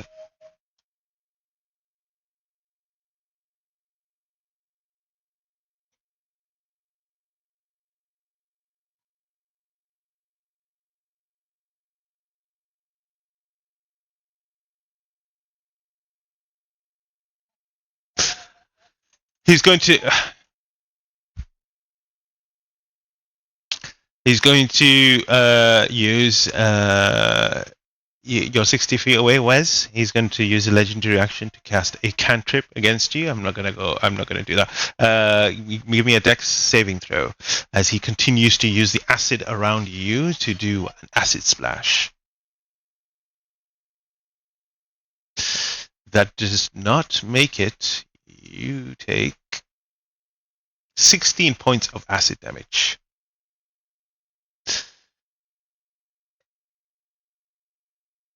But yeah. It's okay.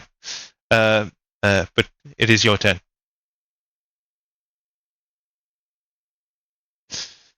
But I will warn you. This round I held back. Next round I won't. Just a heads up. So be careful what you do now. For range attacks, yes.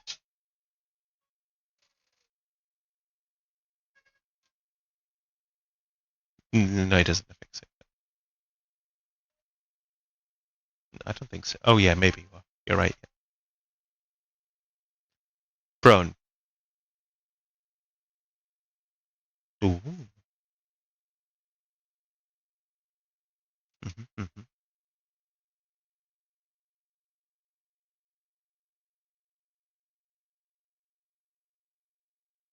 Mm-hmm. Ooh.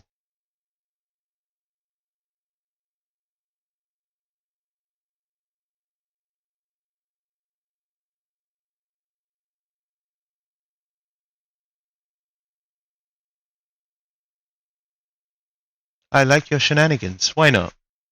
Well, let's make it happen.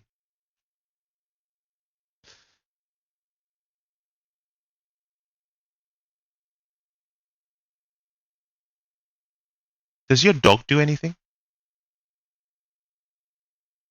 Okay. Okay.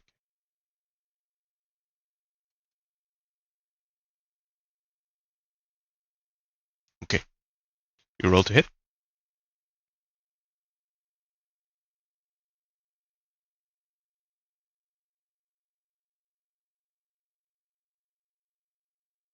If it's touch, yeah, you would get advantage. I mean, I mean, I'm allowing you to consider this as a touch spell in this instance.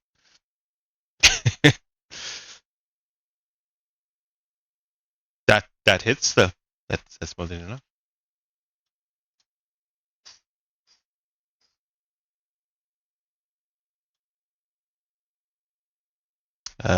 Necrotic damage. Okay. Okay. 10 points of damage. Let me know if this. Mm-hmm.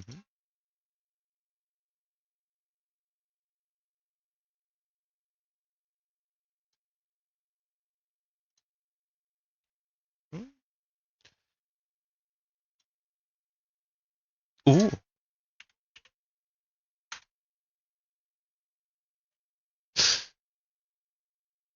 If it's acid, he has resistance to acid, so I'll give. No, it's okay.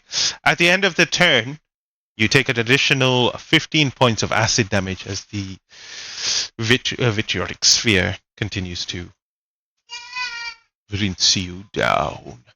All right. Okay. At the end of your turn, he's going to use two legendary actions to cast a spell towards you, Bruce. And I will cast. I will cast Disintegrate against you.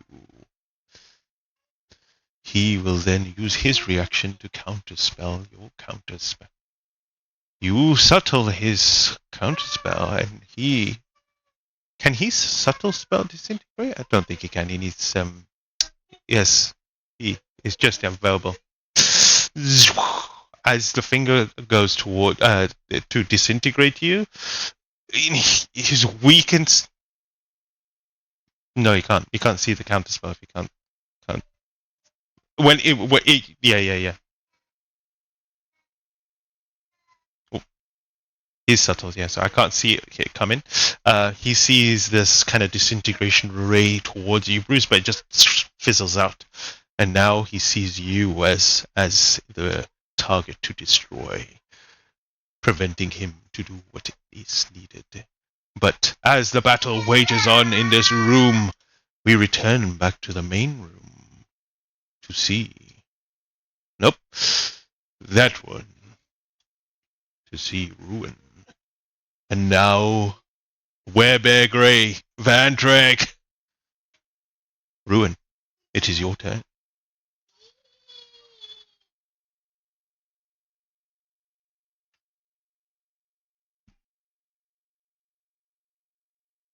Yeah, I said Ruin. Ruin, go first. Yeah.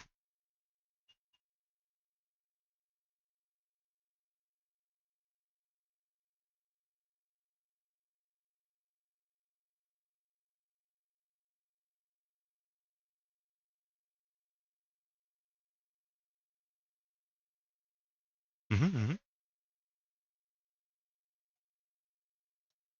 mm-hmm,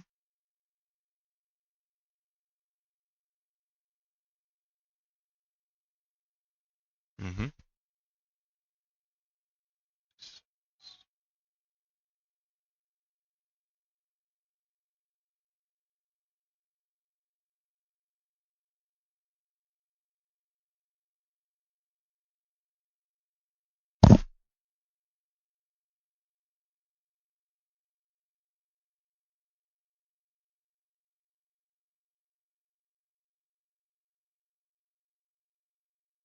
Whip it.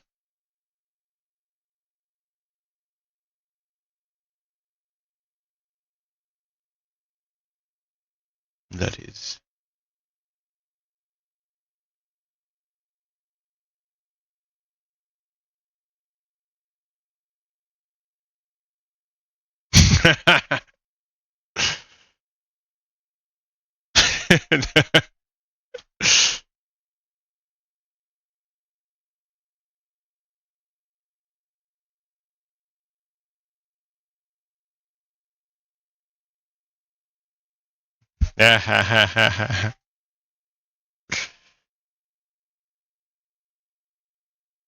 Okay. I need Grey. Oh, carry on. Let me know when you finish, and then.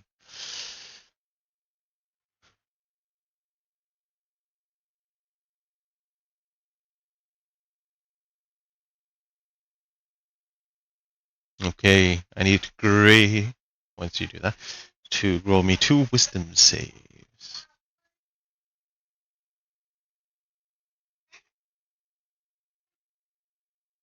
Mm,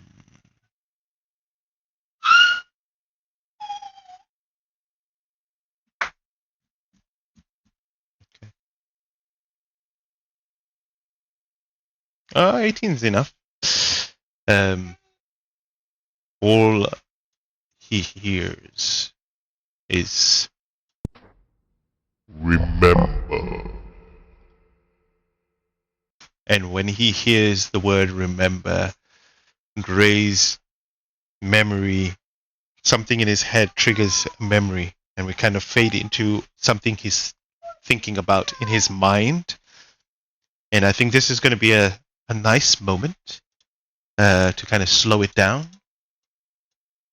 and give a moment where Gray Van Dreg is walking into a chamber, and there he sees Aki on the floor, chained up, and his heart is missing. This is the moment when Gray stepped into the room and saw you onto the ground. Aki, you see your once companion, your ally, standing there in front of you. In his eyes, there is something there but in your weakened state, you are unsure of how many days have gone by, how many times people have come to give you food for sustenance, which has been barely any. But there he is. What do you say?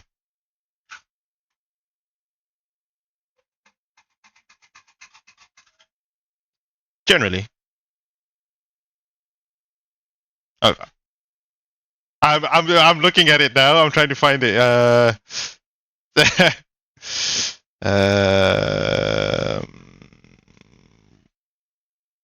Nope, that's not it. Hold up, give me and Ross a second. Oh, it's a great idea. Good shout. Okay, we'll come back to this moment in a second. Great segue to go on a break. All right, we'll see you guys in a bit. Don't go anywhere.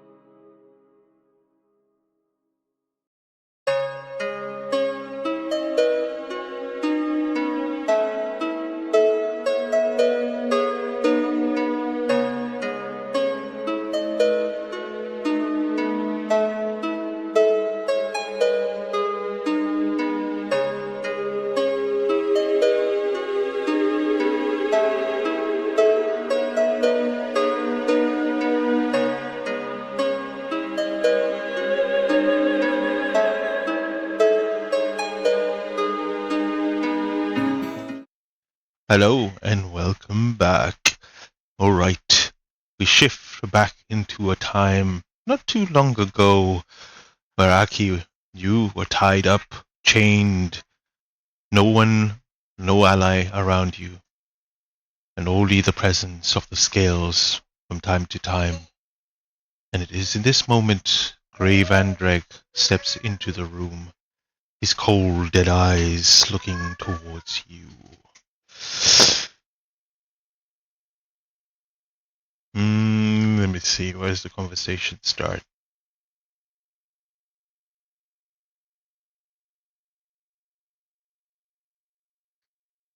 Gray? What do you see? Do you see the text? Does it start with you?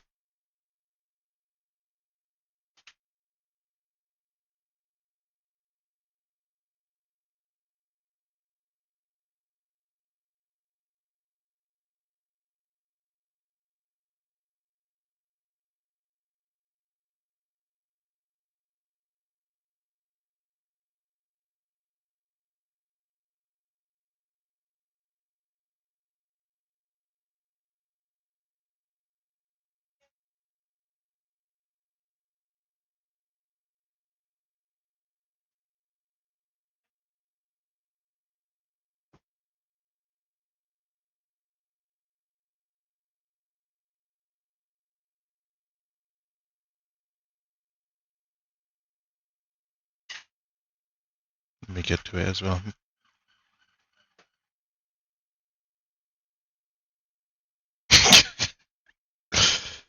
Let me also.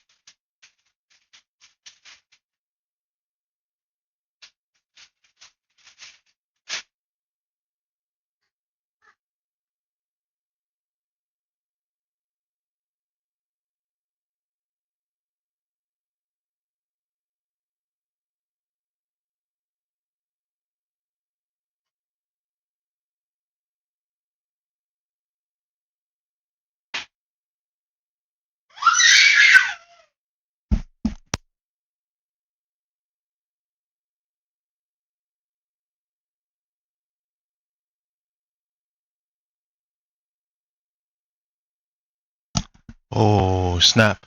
Okay. Can you wait? Can you not hear anything? Wait, meaning throughout the whole stream?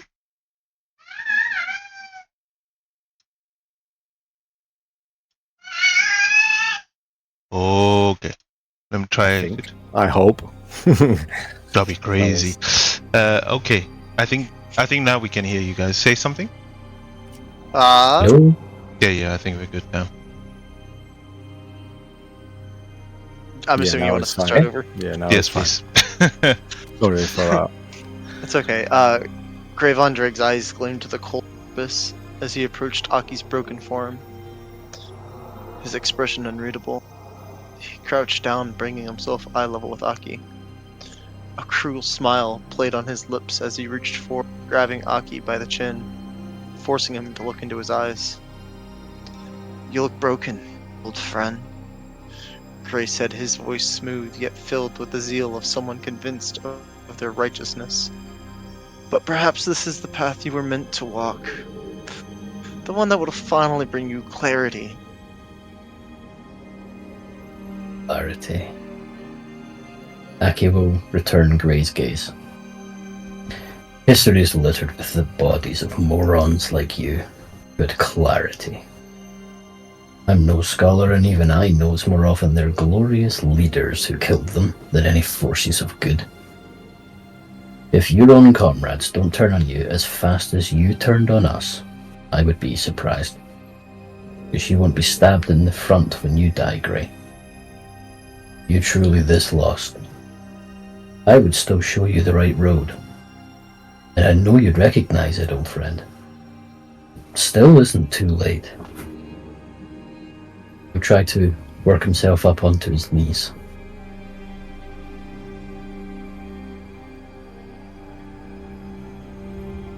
I'm assuming not the front. Hmm. You know, you always had a way with your words, Aki. Grace said, his voice quiet, laced with an edge of danger. But don't mistake me for the fools of history you mock. I see the world for what it truly is. Not some romantic tale of camaraderie and honor.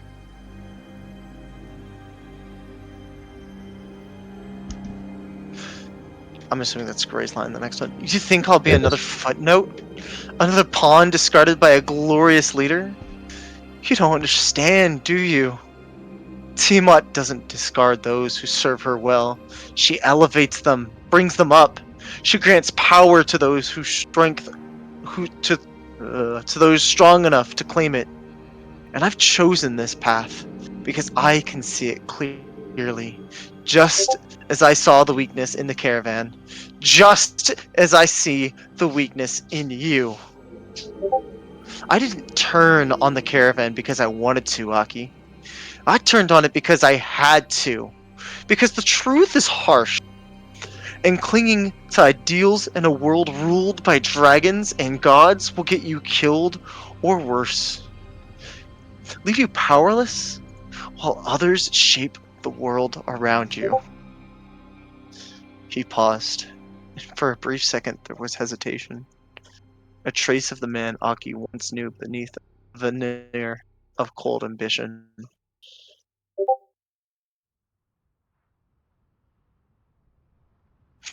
But you still cling to that old naive hope that somehow I can just walk away, that it isn't too late. You don't understand what you're asking. His voice grows bitter. I've already made my choice. There's no going back. Not for me, not now, not ever. Gray leans closer, his eyes searching into Aki's, as if looking for some trace of the old bond they once shared. The camaraderie they had once had been broken. You still think there's a road back for me? That I'll just follow you down some road like a lost child? You just don't get it, Aki. That road, our old road, leads nowhere. I've never thought you would be a footnote, Grey. You are a man of consequence. And Aki winces.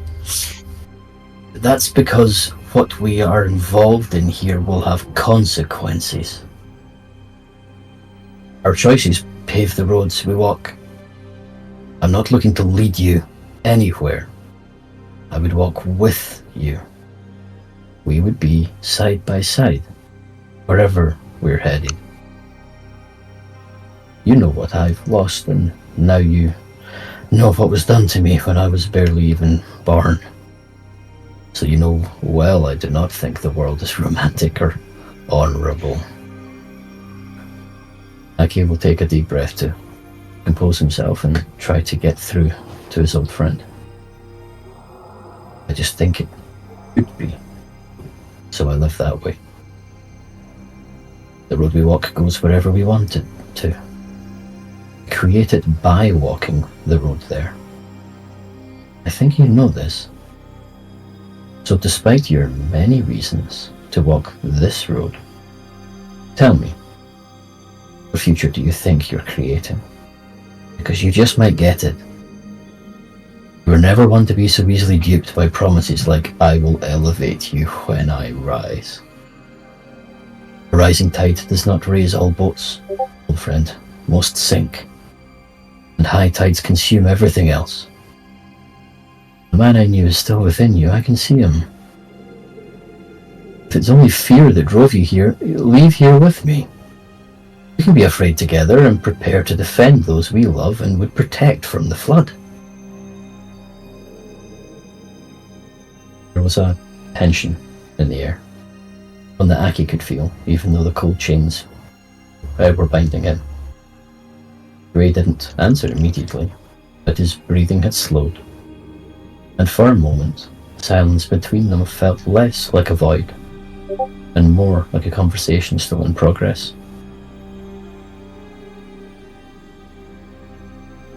I'll give this to you, then, Luck.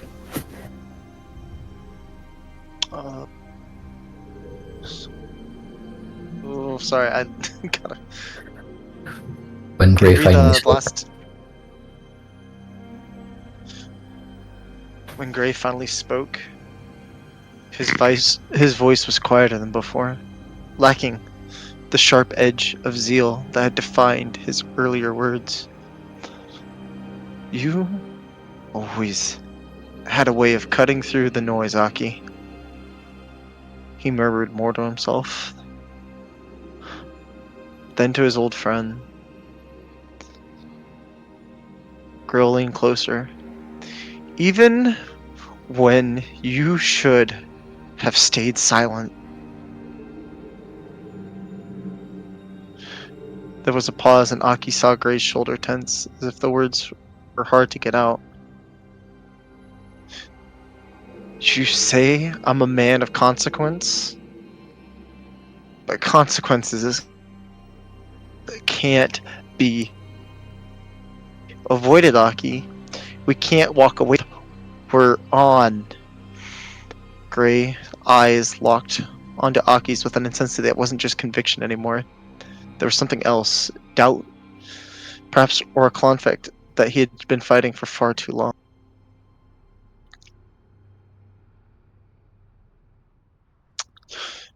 You're right, he admitted it, his low but steady.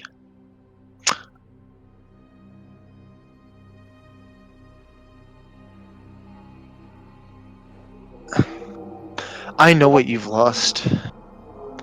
I know what was done to you, and I know the world has never been kind to either of us. You've always tried to see the best in it, even after everything. His eyes hardened, though not with more anger, but more like frustration. But that's just it, Aki. The world isn't what it should be. It's what it is. The strong devour the weak, and we've spent our lives on the wrong end of the. I spent too much time believing that we could carve our own path. That if we just held on to each other, we could walk it side by side. And what did that get us? We've lost more than we've ever gained. The caravan? Just a dream, Aki. A beautiful one, but a dream nonetheless. I'll let you take this one. Aki could see it now. The cracks in Gray's resolve. He was speaking more to himself than anyone else, wrestling with the decision that had led him here. It's you again. You ask what future I'm creating? Gray continued, his voice growing harsher. I'm creating one where I survive, where those of us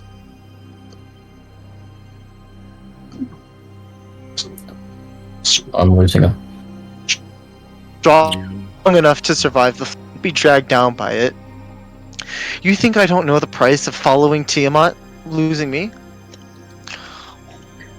Yeah, Can you guys hear me? it's just getting a bit sloppy. Yeah, it's a bit. It We start kinda again lost you from there. Oh. start again from I know Yep. what it takes to survive. I think it was. Yeah. You start cracking up pretty badly then. It's the same sentence. You think I don't know the price of following Tiamat? I do.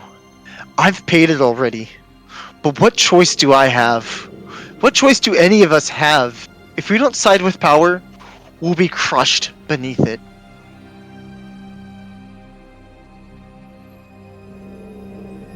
Aki's words had clearly struck a nerve, but Gray wasn't ready to let them break in. His eyes blazed with a mixture of pride, fear, and something deeper. Regret, perhaps. I'm not afraid of dying, Aki. I'm afraid of being forgotten. I'm afraid of being powerless. Of standing by while everything we fought for gets consumed by forces beyond us. Tiamat? Tiamat gives me a chance to be on the winning side. To ensure that the world is remade.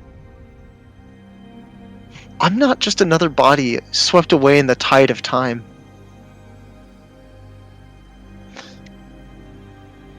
He hesitated, his gaze flickering towards Aki's hollow chest, the empty space where Androthador's heart had once been.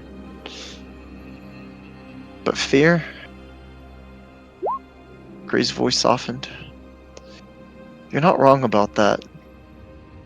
Fear is what drives all of us, isn't it? Fear of loss, of failure, being alone. For a moment, the room felt frozen, as if both men had stood on the edge of something neither wanted to face. The walls of the chamber seemed to close in, suffocating them with the weight of their choices. You say you'd walk with me, side by side, that we could not be afraid together. Gray let out a bitter laugh, his face a mix of disbelief and sorrow. I don't know if I can believe in you anymore, Aki. I don't know if that road exists. Tiamat's path? That's the only one I can see. Now clearer than ever. The only one where I have a chance. The only one where I can save everyone that I care about.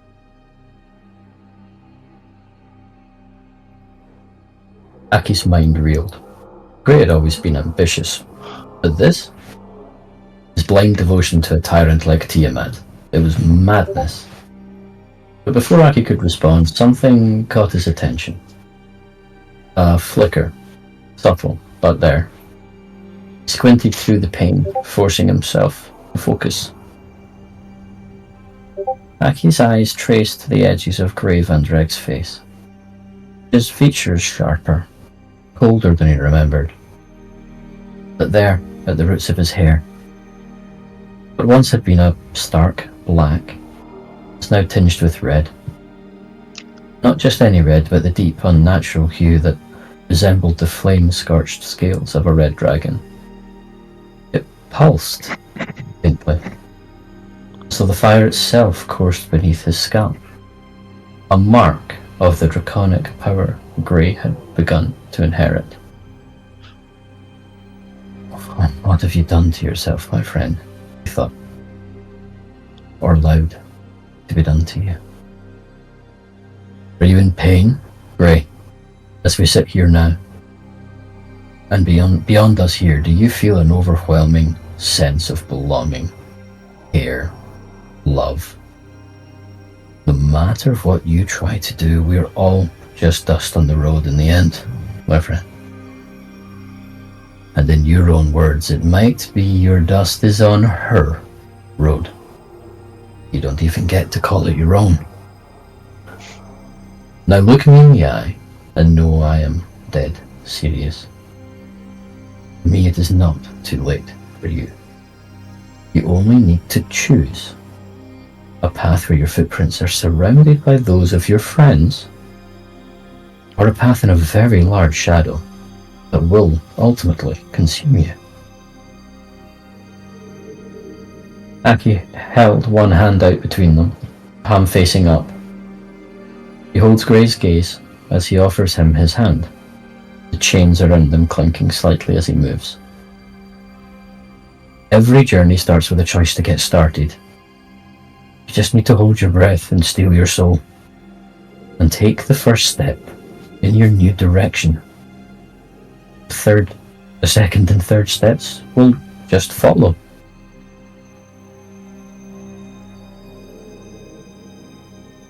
As Grey Van Dreg stepped toward the door, Aki heard the whisper again. It was fainter this time, but it was there. Ziggy? Was he really here? Or was it just the remnants of hope clawing at the edges of Aki's mind? Either way, it was the only spark left to cling to in the growing darkness. You can take this, Lucky. Without. Oh, without another word, Gray strode toward the door, his footsteps echoing in the silence that followed just as he was about to leave the chamber. He paused one last time, his voice barely above a whisper. Goodbye, old friend. And then he was gone, leaving Aki alone once more, chained, heartless, and surrounded by the hollow echoes of their shattered bond. Aki rolls back down off his knees and sits on the floor again. He extends... Oh, this is yours, sorry. He extends his one wing around himself a little and tries best he can to find a comfortable position, resigned to the fact that he likely isn't getting out of this room for a good while. Well, looks like you will have to wait a little longer, Brigand.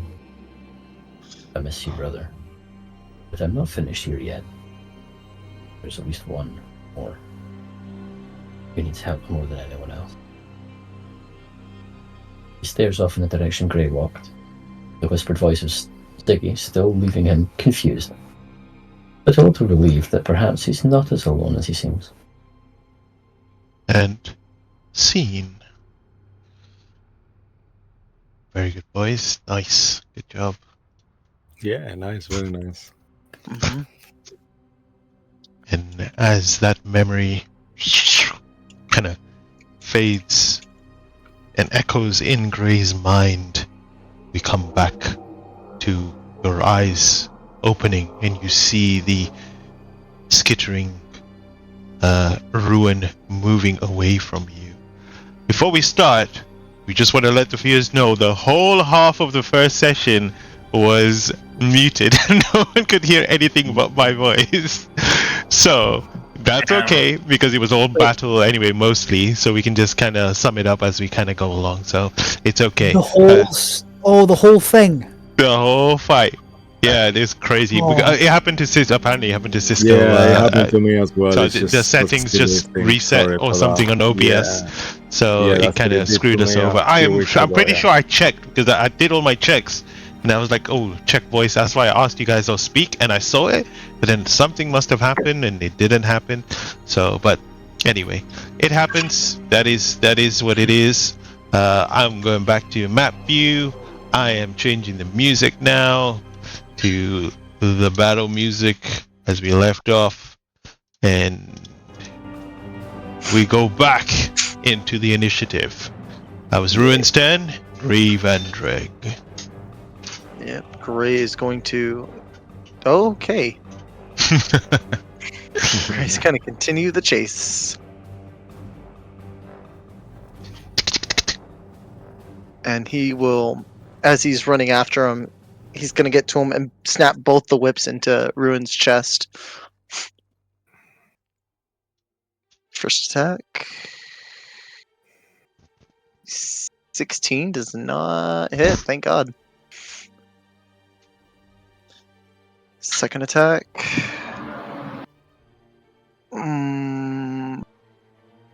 Ruin's going to use Glorious Defense again. Snap back at Gray with the Mind Whip. And he's gonna, as he does this, stop! Gray, please, just listen to me. I was just like you once. Damn it. And then 18 Oh. misses. Just glances off his fur again. And another attack. This one has to be a bonus attack. Oh no. This one's another regular attack. 21 to hit. Fire damage.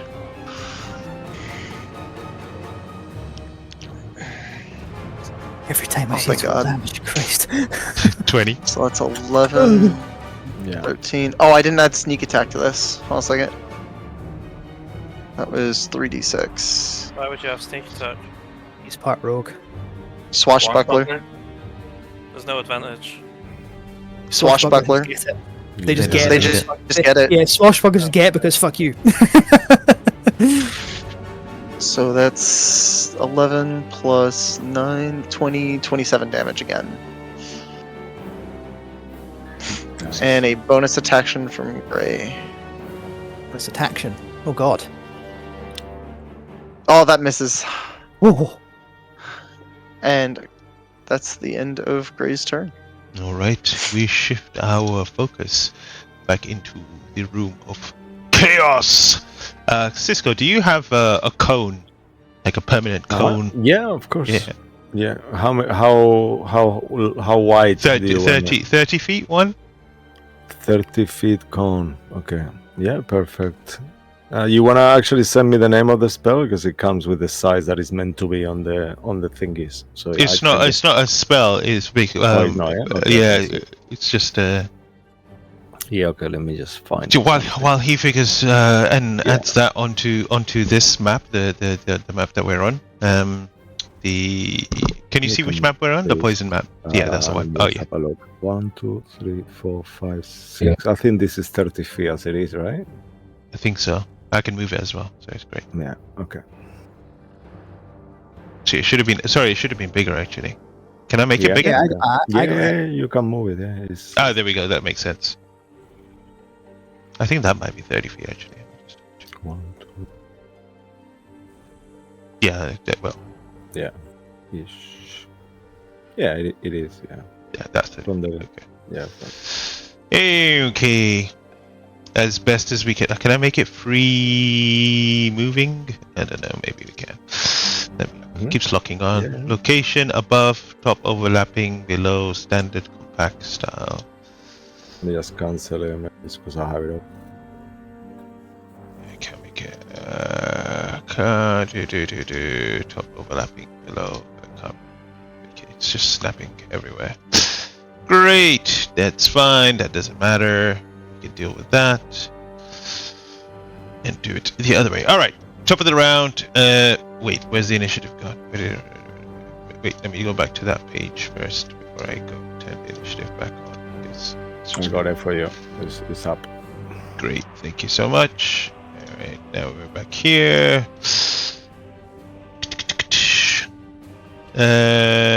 Agni, it is your turn, but before your turn, lair action, very quickly. I need everyone here. Let's start from the beginning. We've done that one. You know what?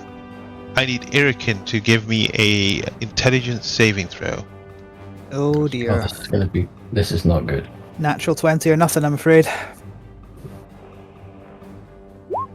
Nope. You find yourself mind confused. Everything around you looks like the vision of the OD disappears in front of you, and everyone else looks like the Minotaur, your enemies for this round. Oh dear. Oh. But it is the top of the round. Agnipi, you're up. This cone, is this a consistent effect? It is, and at the beginning of your turn, I need you to give me a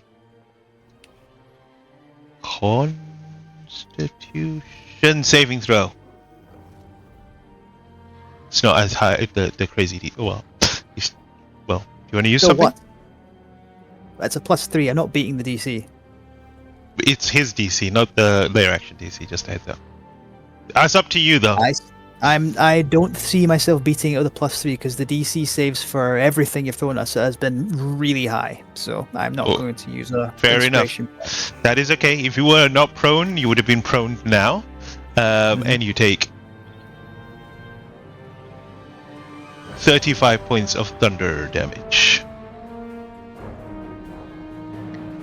Right. Which is your Question turn. for you: Potions. My beast is affected by a magical effect. With the potion being magic, would the healing from it on me affect my beast? think it's spells, right? I know which one you're talking about. It says spells, but I was asking because a potion is not mundane. It's inherently magic stuff. That's why I wanted to check with you about that. No, I think it's just spells. If it just says specifically spells, if you had like healing word, then or cure wounds, then that would trigger both you and Cat. Well, I think Cat's going down this turn then. I'm going to crawl. So I'm at half speed if I'm crawling. You can stand up now if you want but to. it doesn't matter too much. Half I'm speed, gonna- yep. So 5, 10. It's 20 feet. I think I can do one more. I'm gonna go here.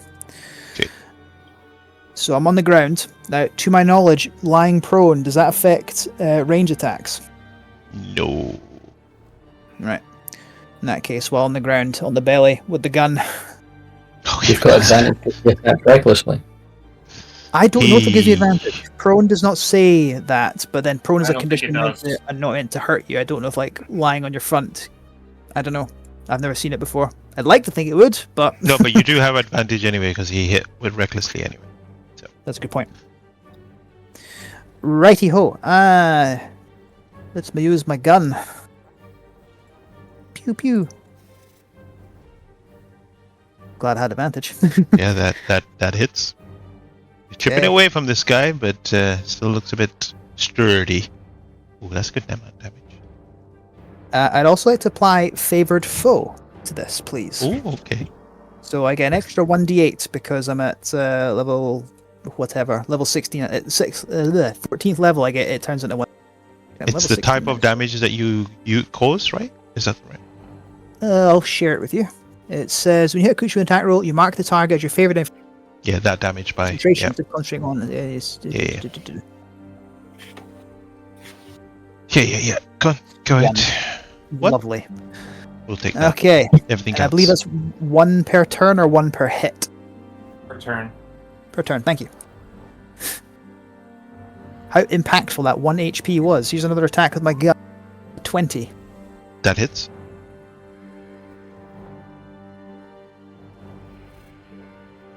9. Wow, Nine pants. points of damage. Okay. Right, here's a d20 plus 7 for Cat. Nope, and Cat's down because, yeah, Cat is dead. 34 points of thunder damage. Yeah. Cat is dead. And I don't believe there's any death saves for Beast of the Land. So Cat is just blasted away into literal nothing, I believe. You can summon him again, right? It takes an hour. Okay. And Ugnip does not know that though, because this has never happened.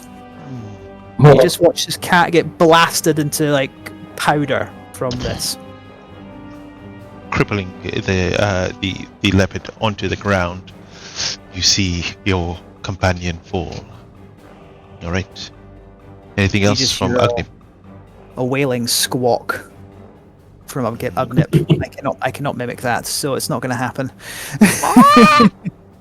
That was pretty good. That was pretty good. He flaps his non-existent wings. All right. Well, after your turn, he's going to use a legendary action to swipe at one of the snakes. Get these guys, so these bad boys, trying to hold him down and restrain him. So here comes a attack. Which one you attacking? The one on the left with 1 HP. Yeah, he's gone. Okay. Unless yeah, you rolled a he's- net one. No, I rolled a 28. Okay, he's dead. Yeah, it's dead. Okay, now it's Erican's turn. just to be clear, what is the actual effect that's on Erican at the moment? Is it confusion or something? It's the let me double check. Let me just read it out to you. See,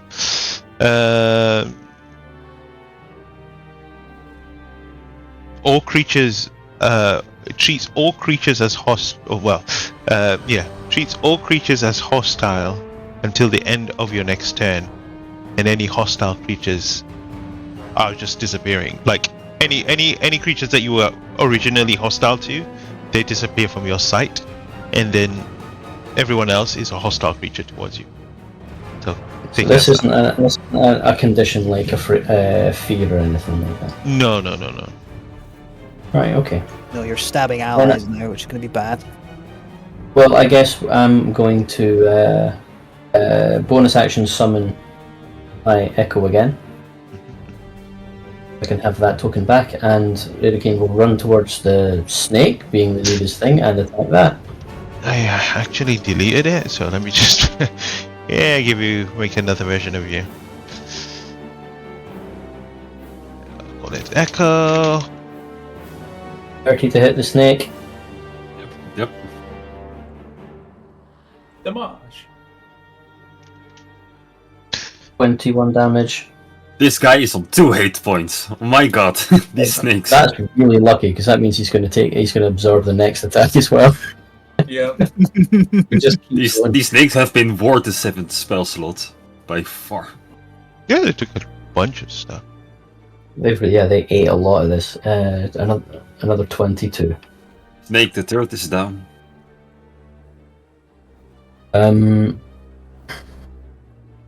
That's my action and bonus action. I guess I would, with what's left of my movement, can I see this cone? All you see is just this kind of like a Yeah. vibration in the air, and the ground kind of just like rumbling underneath you, stones. Yeah, but given the danger sense that he has, would he know enough not to run into that? Oh Is what I'm yeah, getting at. of course, yeah. 5, 10, 15, 20. The difficult terrain thing is gone. The filter anything is gone. Yes. 25. Then I'd say with his movement, he would race toward what he intends to be his next foe. Got you. Is that it?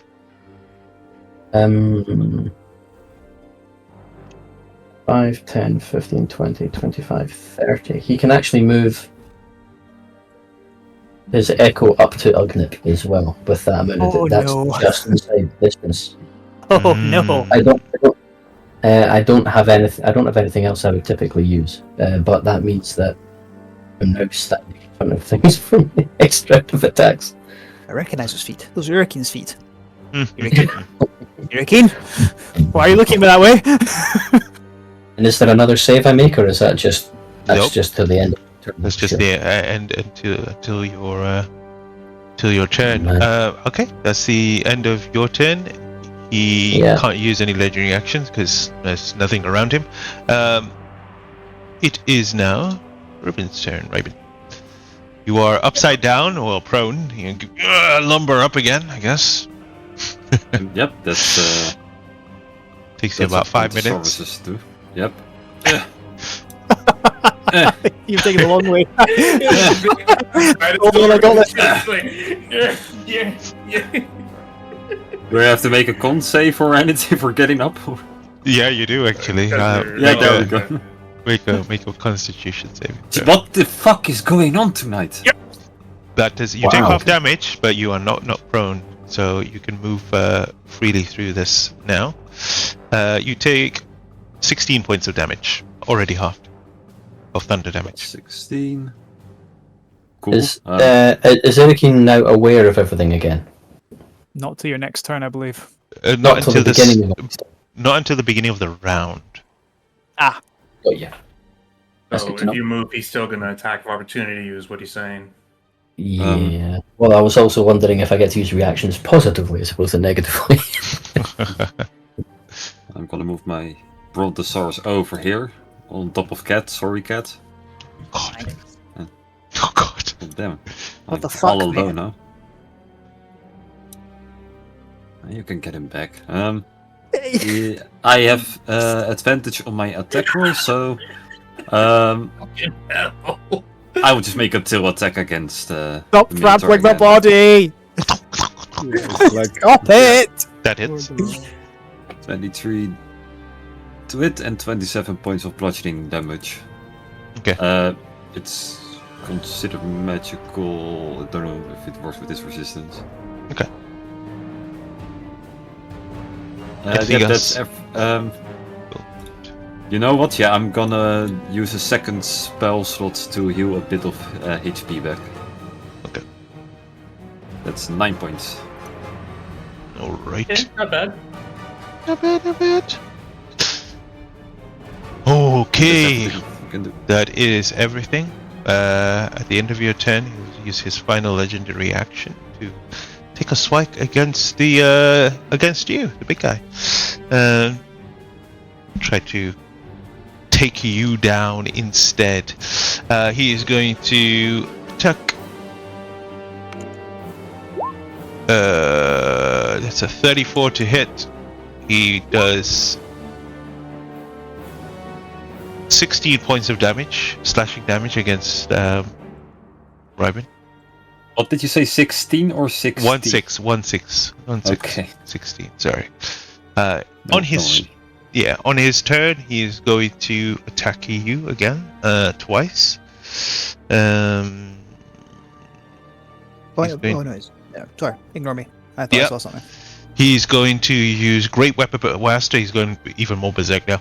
Great Weapon Master, Reckless, but instead of taking the advantage, he's going to forego that and do the brutal, whatever I called it last. What was it called again? Or something. The Brontosaurus advantage on that attack. It did, yeah. He did. Yep. Yeah, that's right. Yeah. All right. Reckless attack coming up. No, straight attack with -5 does a 17 hit. Yes. Okay. Target. So that is 24, 34 plus 2.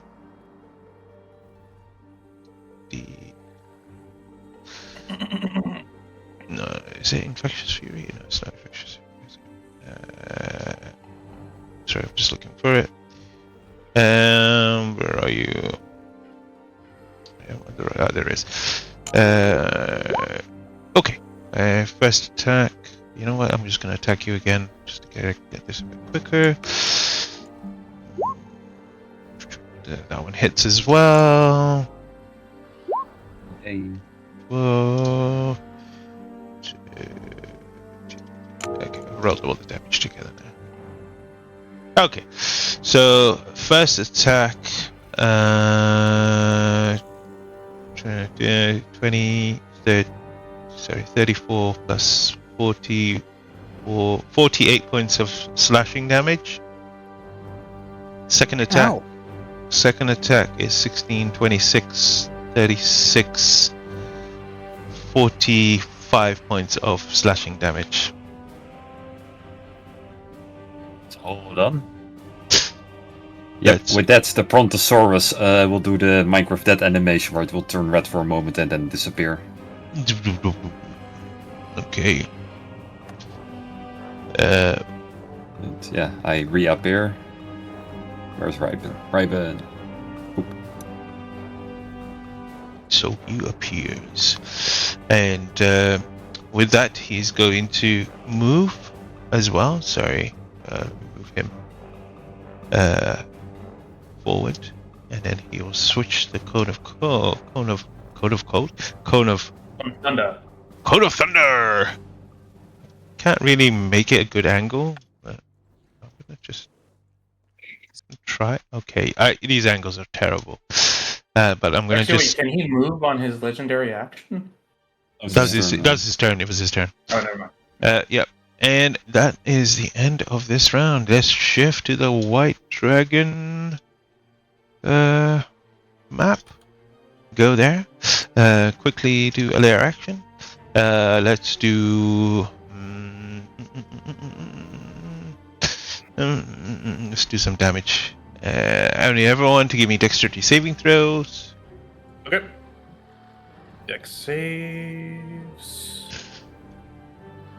Okay, that's not. Could be better for. Yeah. It's not enough, though. It's not, but oh well. Yes. This is gonna be. So you have a fly speed? Yes, I do. Okay. You don't get knocked Joey, prone. Joey, with one group inspiration left, you've got the best chance of making that save. If it is what I think it is, which is just, I mean, Errol is pretty moving. I would rather save the group inspiration for in case Aki needs it or something like that, or in case I need it. So You all I take don't think it would be a 22 good use. points of cold damage, and Alright.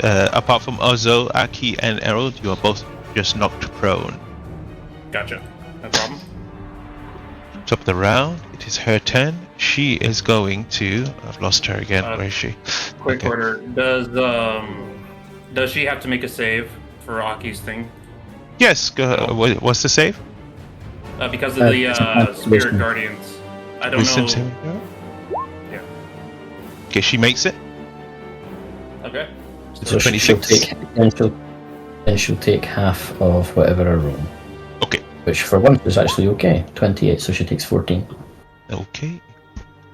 I lost the page. Okay. Good to know. Does it look like it affects this one? Is there any way to tell? That's why I asked. Make a perception check. Oh, fuck. 14.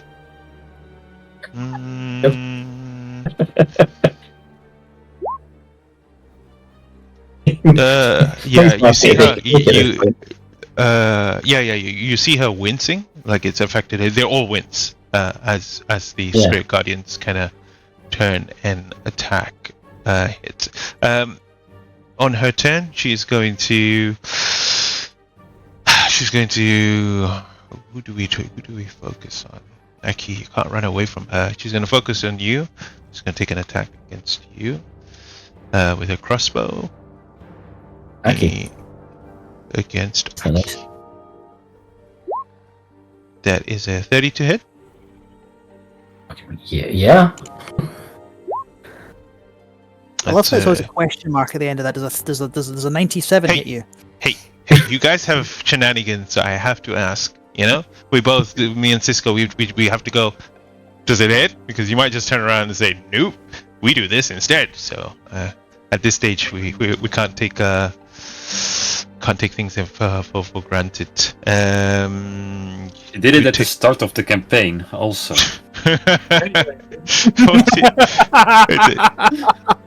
You take 14 points of damage. 14 points of what kind? Piercing damage. Yes. Yes. I wish I could do more, but you can't. Errol, it's your turn. Yep. So first thing Errol is gonna do, he's gonna stand up and use his movement and have his bow. He is going to use as a bonus action. Where is it? It is here. Why is D&D Beyond being super disorganized right now? I forgot to do something at the end of that last turn, but I'll do it at the end of this turn. Wait, what are you talking about? No, don't worry. You'll see when I got to the end of the turn. I forgot to make you guys roll a d4 to see if any more turn up, but it's fine. Oh, well, shit. Alright, well, bonus action, Nature's Veil. So Errol's gonna go invisible, as he does. And Errol is gonna start taking some pot shots. First thing he's gonna do is that he's gonna aim for this one. Okay. And he's gonna teleport 10 feet before he shoots. I know there's a reason I'm going after these other ones. So it's 5, 10 feet that I could do. And Errol is gonna take a sharpshooter shot on this one. Okay, roll to hit. Okay. So let's see, sharpshooter, and this one's gonna have advantage because basically greater invisibility. And if I miss, I'll just roll again. Does a 22 hit this clone? Or at least what I'm presuming is a clone. Okay. It hits. And that is for 22 damage. 22 damage? Mm-hmm. Make a perception check. Alright. Perception. Normal, not advantage. That's a 27.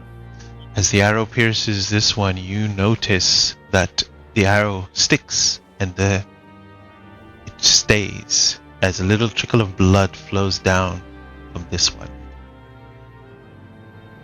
Okay, so I'm gonna assume that the DM speak for that is the real one. Yeah. So in that case, I am then gonna make a second shot towards this one. She says, "Yeah." Yeah, towards this one. Are you sure? I know even if that is. Yes, because with Errol thing, I want to get rid of clones, and I also know that Errol gets more attacks the more he attacks other things that aren't just her. So Okay. this is Fair. fine. Yeah. And this one's gonna also be sharpshooter as well. And I'm gonna use Elven Accuracy to re-roll that. Because it allows me to re-roll if I miss on a hit that's advantage. Let me make sure sharpshooter's on. That way then it's not giving me an unfair roll. Your first attack should have done sneak attack as well. I don't... Ozo's not next to her though. Ozo's not 5 feet.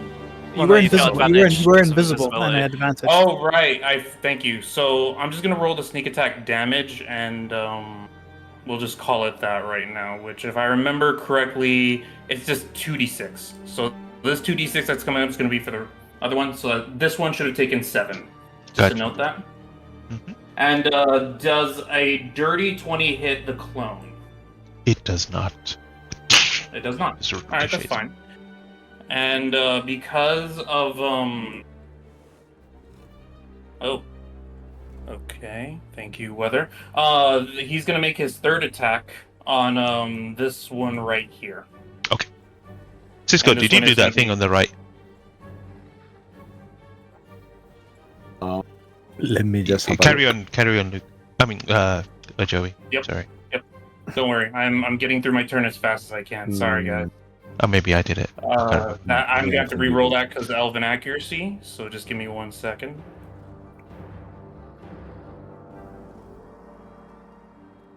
Wow, I am just all right. 25 to hit. 25 hits. And that's gonna be 22 damage on this third one. Okay. Whoosh! You see it shatter into a million pieces. And at the risk of revealing himself, Errol is gonna say, "First one I shot is real. Go." And then Ozo was like, "Oh, okay, my friend." Or weird voice in my head. You usually tell me to eat rubies.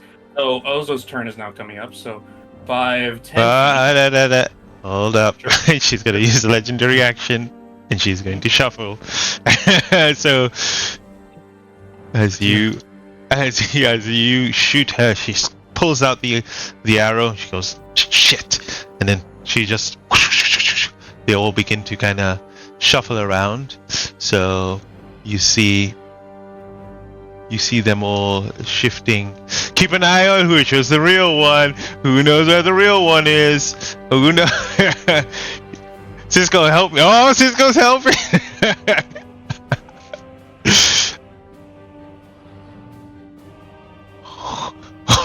I don't even know which one the real one is. Okay, we're done. We're done. We're done.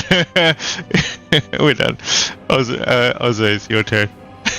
That's fine. So since it's Ozo's turn, and I would like to think that Ozo has been somewhat paying attention, he is going to do a spell, hopefully. Now, we could see that Anchor would be considered a humanoid, right? Yeah.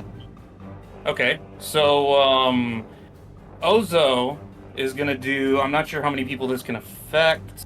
It should be, I think, 4 targets. Oh no, I think there is one on top of each other.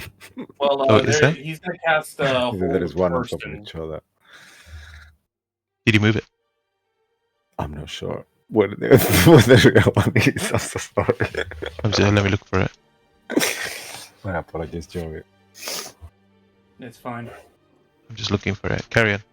Yeah. So Ozo is casting Hold Person, and since it's a 5th level, I think I could basically target an extra 3 people. So it's technically 4 that I could target of these humanoids. Okay. And he's gonna hit these 2 for sure. And then the other 2 is gonna be this one and this one. So I'll put a line through the 4. 3, so 4. 1, 2, 3. Oh no, I meant that to be a line. Gotcha. And 1, 2, What's the 3, and then these 4. It's a Wisdom saving throw DC 20. Wisdom DC 20.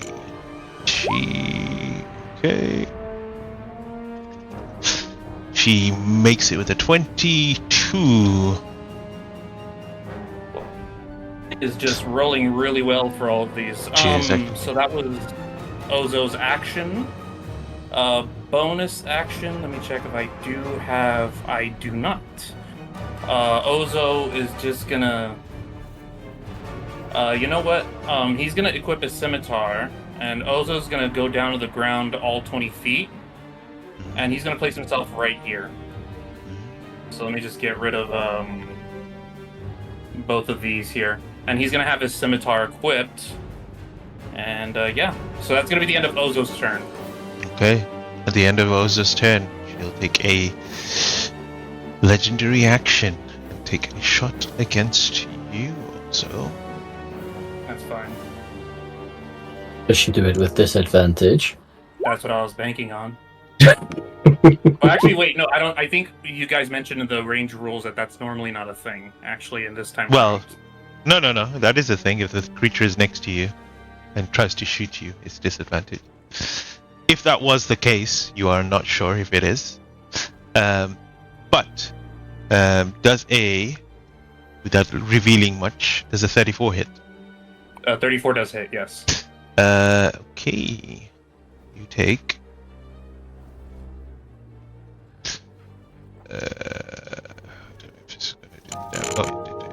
Damage this time. Take 48 points of piercing damage. Ozo's down. Well, it wasn't one of the two I thought it was going to be then. Because that was definitely sneak attack. After that turn, Aki, you're up. Okay, I've got a really stupid idea. Before you make a perception Okay. check, let's throw you guys a bone because this is being rough. Of everybody in here. I'll give it to you. Even though you saw the multitude of things, you noticed that the one of the ones, I won't give you the full name, one of the ones closest to Ozo is potentially the real one. Okay, I'm still going to go with my really stupid idea then. Sounds How did we calculate? We have once tried to do the math on damage that people take when you drop stuff on them or when you fall on them. Is that just half the falling damage? Is that what we said? No, Or I did don't. you both take the same amount of falling damage? I can't remember. Wait, let me just see. The person at the bottom would definitely take the brunt of the damage. The person at the top would take half the damage. Does that make sense? Okay. If it's an object, Yeah. then that would take half damage. But the thing on the bottom would take the full falling. And the Next falling question. damage is I 10 have feet. a- 6 Yeah. feet, My next question is: I have a way to drop 45 tons on a lot of this room from the maximum height. Do you still consider that to max out at 20d6, or can we just say that I fucking annihilate the room at that point? What are you what are you doing? I am going to teleport myself as high up into the air as I possibly can and polymorph into a sperm whale, which is a gargantuan creature, and challenge rating 8, which is the maximum I can do with polymorph. Doing a sapphire, Saphira, yeah. Magna, yeah. Yeah. That one. No, I like the idea. I can't remember what you did for that, Cisco. Did you just tell it to roll I 20d6? think because it was so cool, actually, I gave the full damage. I mean- and I think I give like extra Half because damage. of weight. Yeah, and half damage to her, wasn't it? Or something like that. I think I remember you doing that. You know what? Yeah. Screw it. Why 44. not? This seems fun. But the only problem is you won't be able to avoid your friends. Well, it depends how big a space you're going to say it is, because I've got a gargantuan beast here, which is 20 by 20, and which conceivably I can aim. 20 by 20. I just googled it. They technically should be 9 by 9. If you go by the biological reasons, but once again, you are the DM, you can decide to make it a 4 by 4. So it's Yeah, I really like- up to you. Isn't it A 5 by 5? gargantuan is just the lower limit. The lower limit. it could be anything above that, right? Yeah, but you're the DM. And- You're allowed to decide. That's the rule, basically. Yeah, I like the I idea. know things, I mean, things a like whale is not terrasses 20 and stuff feet. Can be like, I think it'd be Yes. like 50 by 20 instead of it being an actual square because it's kind of a long thing. Yeah, But I it's like not- that. yeah, How whatever big you're did willing you to say, give Mo? me, It should be then 45 feet, so it should be 9 by something, then by 9 by 4. That would make Right. sense then. Okay, let's do 9 by 4. 9 squares by 9 4. by 4. Okay. Can you give me something 9 by 4? I can then aim. You can draw. You can draw a rectangle. Hold up, I'll do the 9. 1, 2, 3, 4, 5, That's 6, actually 7, 8. Andy's got the right idea here. Rectangle. I think it's going to be about 45. Right? So it's going to be that big? Is that right? 20, 25, 30, 35. Do you say 40 by 90? 40 by. No, 4 by 9 squares. It is 4 by 9. 4 by 1, 2, 3, 4, 5, 6, 7, 8, 9. So it's that size. Yes, that's correct. that should be the size of the wheel. Excuse me just 1 second for some. Okay. Bam! Okay. You want to hit all of those? Okay, fair enough. I like the idea. I can do that and Vesozo. So, Aki starts running towards them, and as he does, he clutches and rotates part of the hilt of the Pathmaker, and he vanishes from view. He shoots up the 200 feet or whatever we call it into the air. And as he's doing so, he's yelling and screaming and roaring the whole time. And as he's coming down, he grows and grows and grows and grows into this just massive atmospheric kind of anomaly coming down at breakneck speed. and now it just collapses on top of everything, blubber shaking and rebounding slightly. Very good. Let me see if I hold up.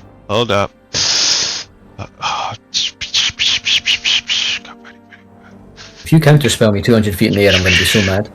No, I can't. I'm just looking for. Oh, there is.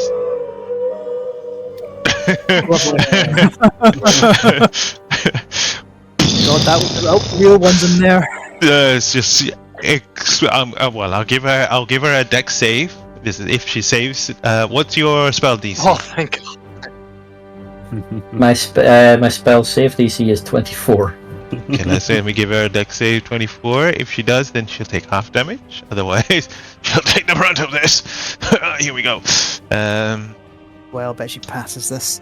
She has a quite high. Let's see. I might roll a low. I rolled a 25. Oh, so she takes half Okay. damage. Oh, But roll the Minus 20. 1 6. No, we're not minusing the D6 anymore, are we? No anymore, unfortunately. But she still takes half this damage. So roll the 20 crazy D6. I really hope Does this at someone have least silver rolls well. barbs or something? If we had silvery barbs, I would have used it on her. 66. Damn. Okay. Yeah. Well, that's okay. Oh. I just want her to fail.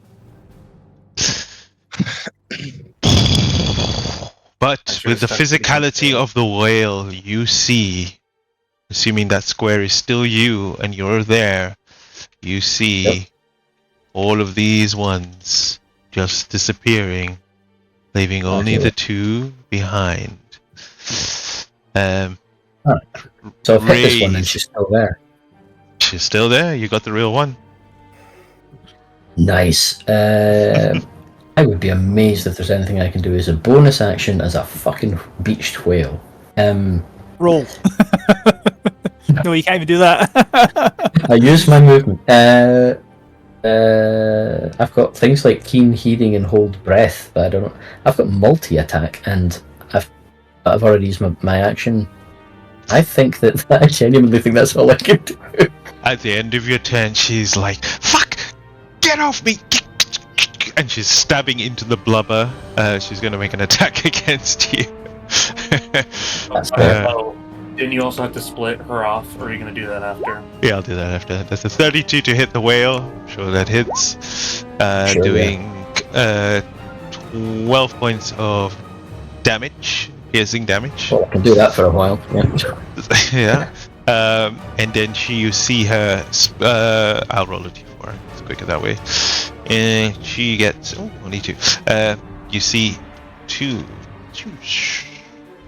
And a second one here as well. Does she need to roll anything to get out from underneath me? I think so. I'll make that check when it's her turn, but it's not her turn yet. So, all right, Okay. that was an eventful round.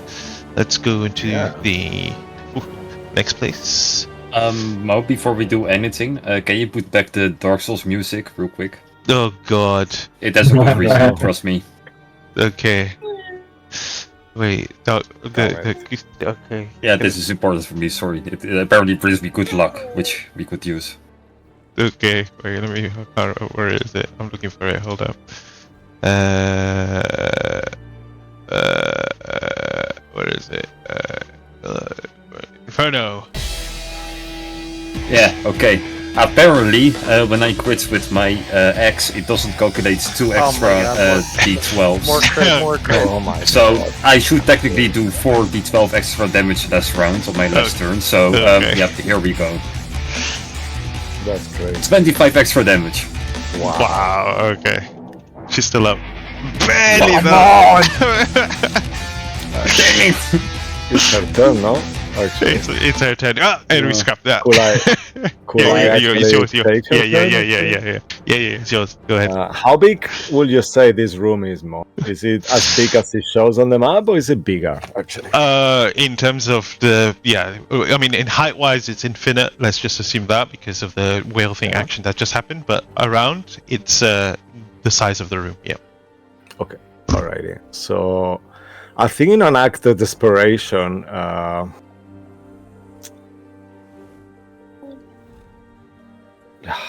yeah, I think she's gonna do it. You will see she'll start kind of like her face is so angry, like this electricity is crackling out of her on so pissed off, and she'll say, "Huh, do you think this is my end? You should know me better. I don't die. I'll come for you all when you're sleeping." And then she will subtle cast teleport and get out.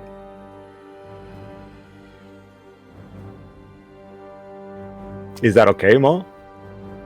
Up to you. I mean, yeah, that's fine. I mean, she wants to. I think, as crazy as she is, her life is important to her, and she knows maybe she's gonna die probably for the certain, but she's getting out. For the second time, probably. But anyone got to do anything? Anyone have anything? What will Tiamat do to her?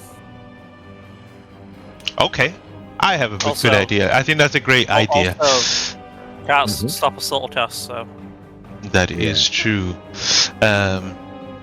Okay, I like the idea. Actually, let's do that. As you see her disappearing from your sight and leaving, the rest of you are left alone in this room for a moment. You look around to see some sort of escape. I need Parademon, Ziggy, and Yagu to give me a perception check. Okay.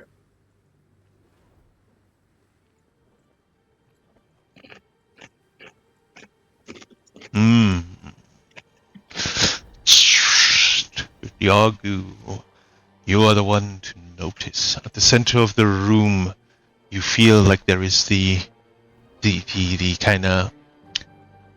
You feel a presence in the center of the room, and as you approach it, you sense that there is shifting portals leading to other areas. You are unsure which one is taking you where, but the passage will only take one of you to one other. So you decide who wants to go where. There is door number 1, door number 2, door number 3.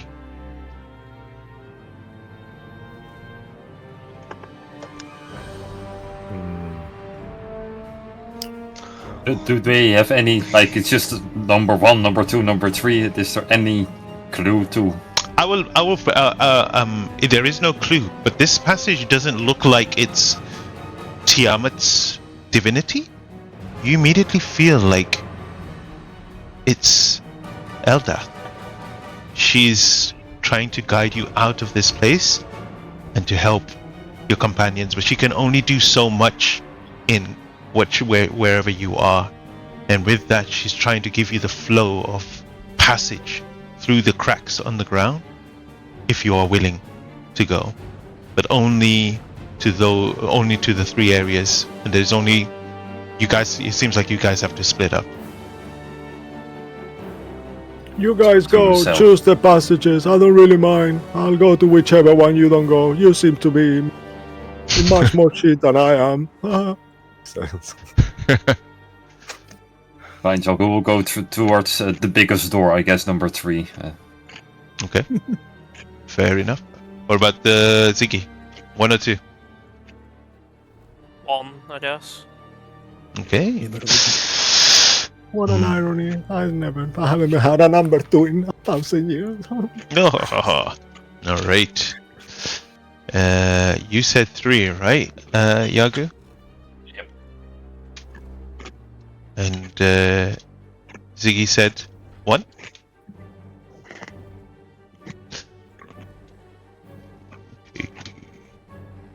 And Fedemon, you said 2. Okay. Fair enough. And as this room quickly and swiftly ends, Yagu and the 3 of you get sucked in, turn into almost like water and just flow through the crap. But you feel like your body being rushed towards and flown towards different spaces as we shift from the blue dragon into the black dragon cave. You see appearing into the room in the middle, Yagu come out, and you see Wes on the almost like the brink of death, and Bruce there just in rage as he is clobbering this dragonborn on the other side. I will say, let me just shift you into the initiatives order. That was so fate, actually. That was really true fate. Yeah. He's gone into the room that he can cast greater. Yep. And then Ziggy, you went to 1, right? Yeah. And you got AC of no. What is who's in 1? Ripen in them, all right? 1 is the snakes. Yeah. Right. Yeah. Okay. And then Pedimon, you went to where are you, Pedimon? You went into the room with Thingy Bob. Great. I have got you down. All right. Well, top of the round. We're going to actually shift it into this round. And we're going to go into a layer action straight away. Before you do that, Mo, Bruce seems to have lost a chunk of health. I don't remember him taking damage for. Did he take Put it back. 40 damage in the last time we were in this room? I don't remember. Because I It might was a have taken disintegrate damage. ray of some kind, was there not? No, was- that they it was- counter spelled. So. I think I did damage Tim or Ugnip by accident. My apologies. Okay, just resolve it as you. Let me. see I'll fit. just double check. I'll scroll up and see how much damage did Ugnip take. Fuck, because you roll dice for it, don't you? Oh shit.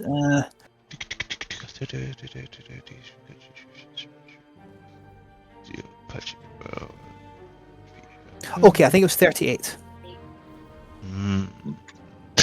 I will do. I need everyone in this room to give me a Constitution saving throw. Which room is this? This What's the damage on this? Because I'm down if I take 3 points of damage. You are Also, down. I have a question for this, like how we do it with the initiative, because it technically should be Ziggy's turn, no? As you shift into the room, I'm doing it room by room. So Sure. Now- Okay. wait, what room were we on last? Lightning, right? Yeah, So, because yeah, now when he- technically we skip Ziggy's turn, basically. if we fight yeah. this. So he's gonna, when he goes to in the other room, he's gonna start with, whatever the initiative was in that. Just assume that each room has their own initiative, and that's being split off to according to that. So I think it'll be easier to kind of do it that way rather than jumping around everywhere. I'm just keeping it simple, just to kind of, I because get there's it, just too many things to run. Yes, who made the save? Nobody. Everyone takes 48. Wes is down.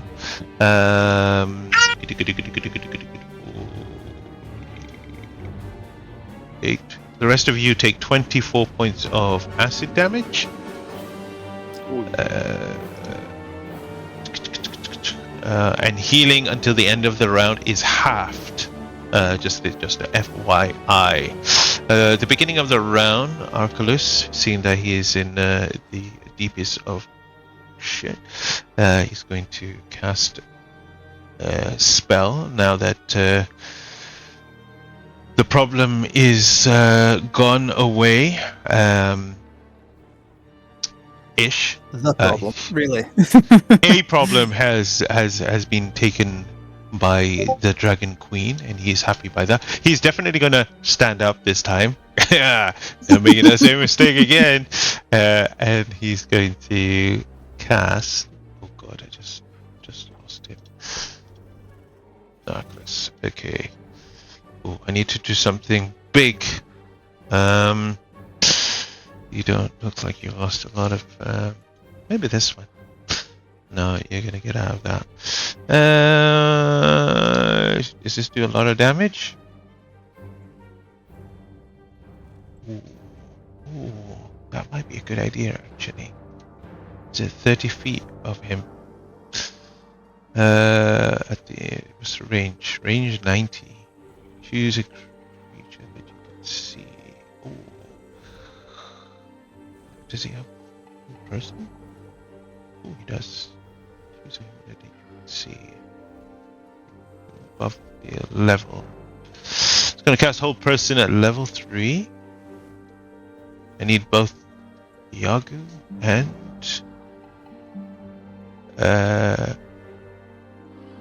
Bruce to give me wisdom saving throws to kind of hold you down. Yagu made it. Today. Not today, but Bruce, you failed. I would like to use the last group inspiration. There's only one left, Use it. and we're running out of time. If that is okay with everybody. Yeah, it's the last roll anyway, probably. Yeah, that's okay. Oh fuck me. Oh no.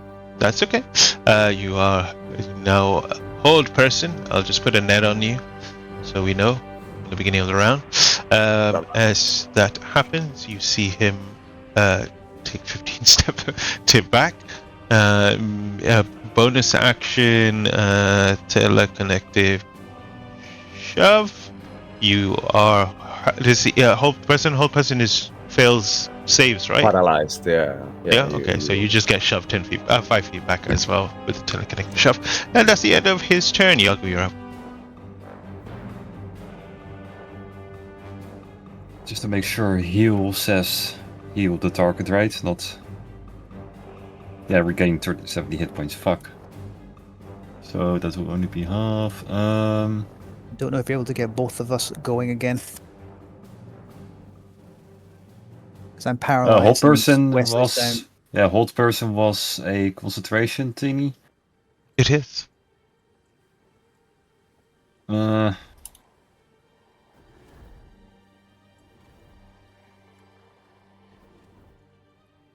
just gonna play it safer for you. Yeah, I cannot really help Bruce, otherwise I can try to shoot him, but like healing is worthless as well right now. So You get Wesley up, but I don't know if this whole person just paralyzed somewhere. Is it just? oh shit! I something- completely forgot. I have a random elemental that I can summon right in front of his face. I do that. Okay. Wait, you gotta roll which one it is? Is it 2? Yep, You gotta that's see if number it's 2. on your side. Yep, right. And you rolled yeah, above his head? that is the Earth Elemental. That is. Oh, I have this one, Mark, if you want. That is the one you gave us. I think Yes, this one is please. the earth, right? Yeah, that's a good boy. Yeah. Let me just make That's a good him boy. the And right let's see, size. he's on I'll our give you side. permission. Yeah. Thanks. Boom. Okay, so Bam. that was bonus action. Then as action...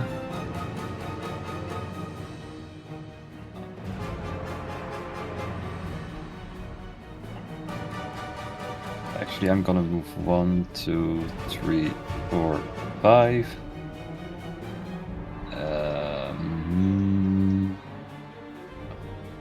And I will just use my action to give you literally only 1 point of healing because it feels like such a waste. 1 HP. At least you're back up. Hopefully you can do something, and I will try to heal you next turn when it's not halved. Cool. Okay. At the end of Where your do you turn, wanna put the Hyaku. elemental? Yep, Yagu? stone Oh, no, elemental. thank you. Alright. Oh, it's the stone so- elemental's turn now. Yes, it will slam him twice. Okay. Oh, it might break the concentration. Okay, Might get that is lucky. 13 points of damage. Okay. Oh. 13. Alright. Concentration check.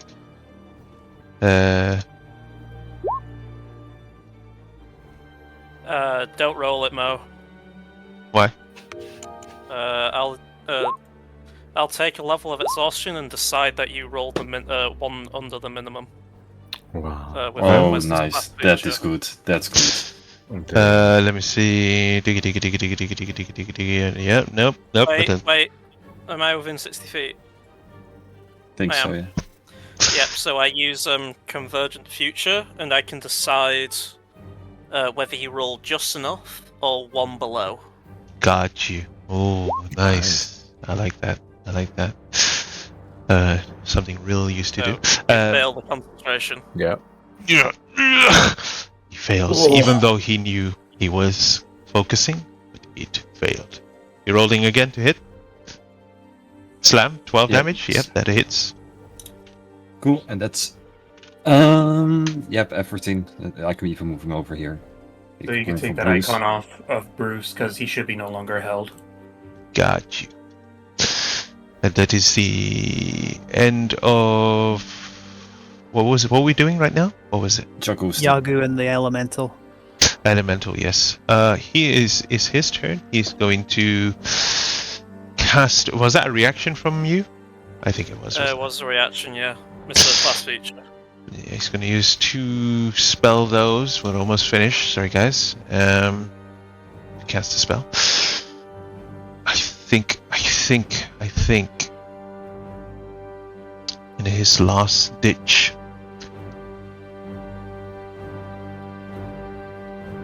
Betrayers clap. In his last ditch. I did say I wasn't gonna. I did say I was going to either go all out.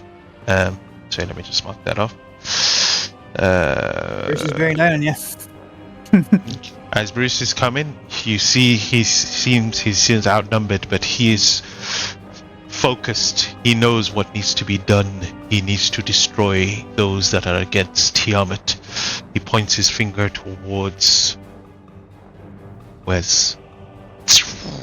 Disintegrate spell heads towards you. I need you to give me a... Why does it never give me the Dex save at disadvantage because he's prone as well. No, it's creature. Right, Yes. Wesley. Dexterity saving throw. +4 though. Is it a disadvantage because he's prone? DC's above 20. It's like, god damn it. Is there anything else Wes can do? Use my reaction. All right. Anything else anyone else can do? Wesley's dead. Can I Yeah. block it anyway? Can Mossy block it? I know I have a reaction where Mossy can block Wesley's it. disintegrated. The beam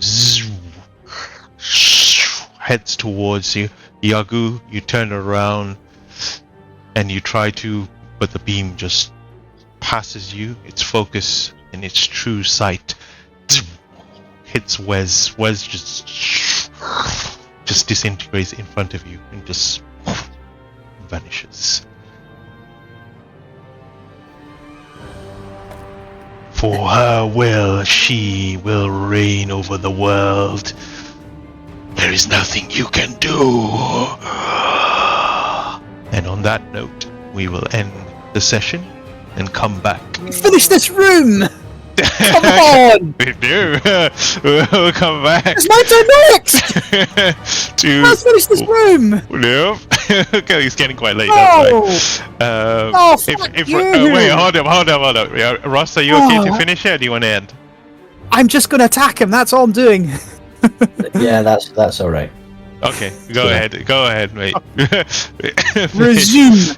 Resume. I'm going to use bonus action to knock your ass on the floor. Okay. So I get advantage on this without Rex attack. Gut wrencher. 27 to hit. 27 hits. For that damage. Second attack. 17. That misses. Right, we're done. Yeah, I'm done. Did he use his reaction? He hasn't used his reaction, right? He's gonna cast shield.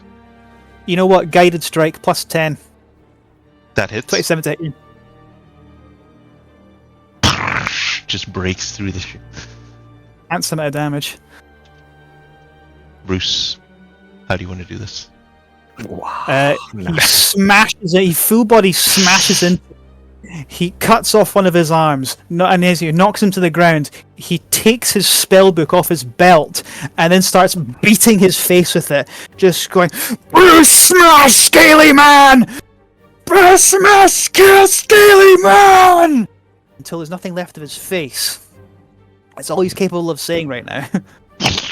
Just a splinter and blood just evaporates, and just everywhere there is blood all over you, all over the elemental on the side. Yagu, you're watching Bruce in this kind of animalistic form. You've never seen him this kind of in this craze, and in that moment you see a portal open behind you, Yagu, and stepping through the portal is Wes, wounded. And Wes, you step through, look at where you died before, and you're like, well, you're still alive. And Wes comes back with 1 HP. Nice. Through time shenanigans. What the hell? As he reappears. I don't know why you deleted your character, but put it back where he was for one moment ago. And we'll end the session here and come back next week to see where it concludes. Thanks everyone for playing. Thanks everyone for watching at home. It's kind of late. Sorry for the first half being all muted, but we will hopefully not have that problem next time. Until then, have a great week. Stay magical and see you then. Take care. Bye-bye. Bye-bye. Stay magical. Good night.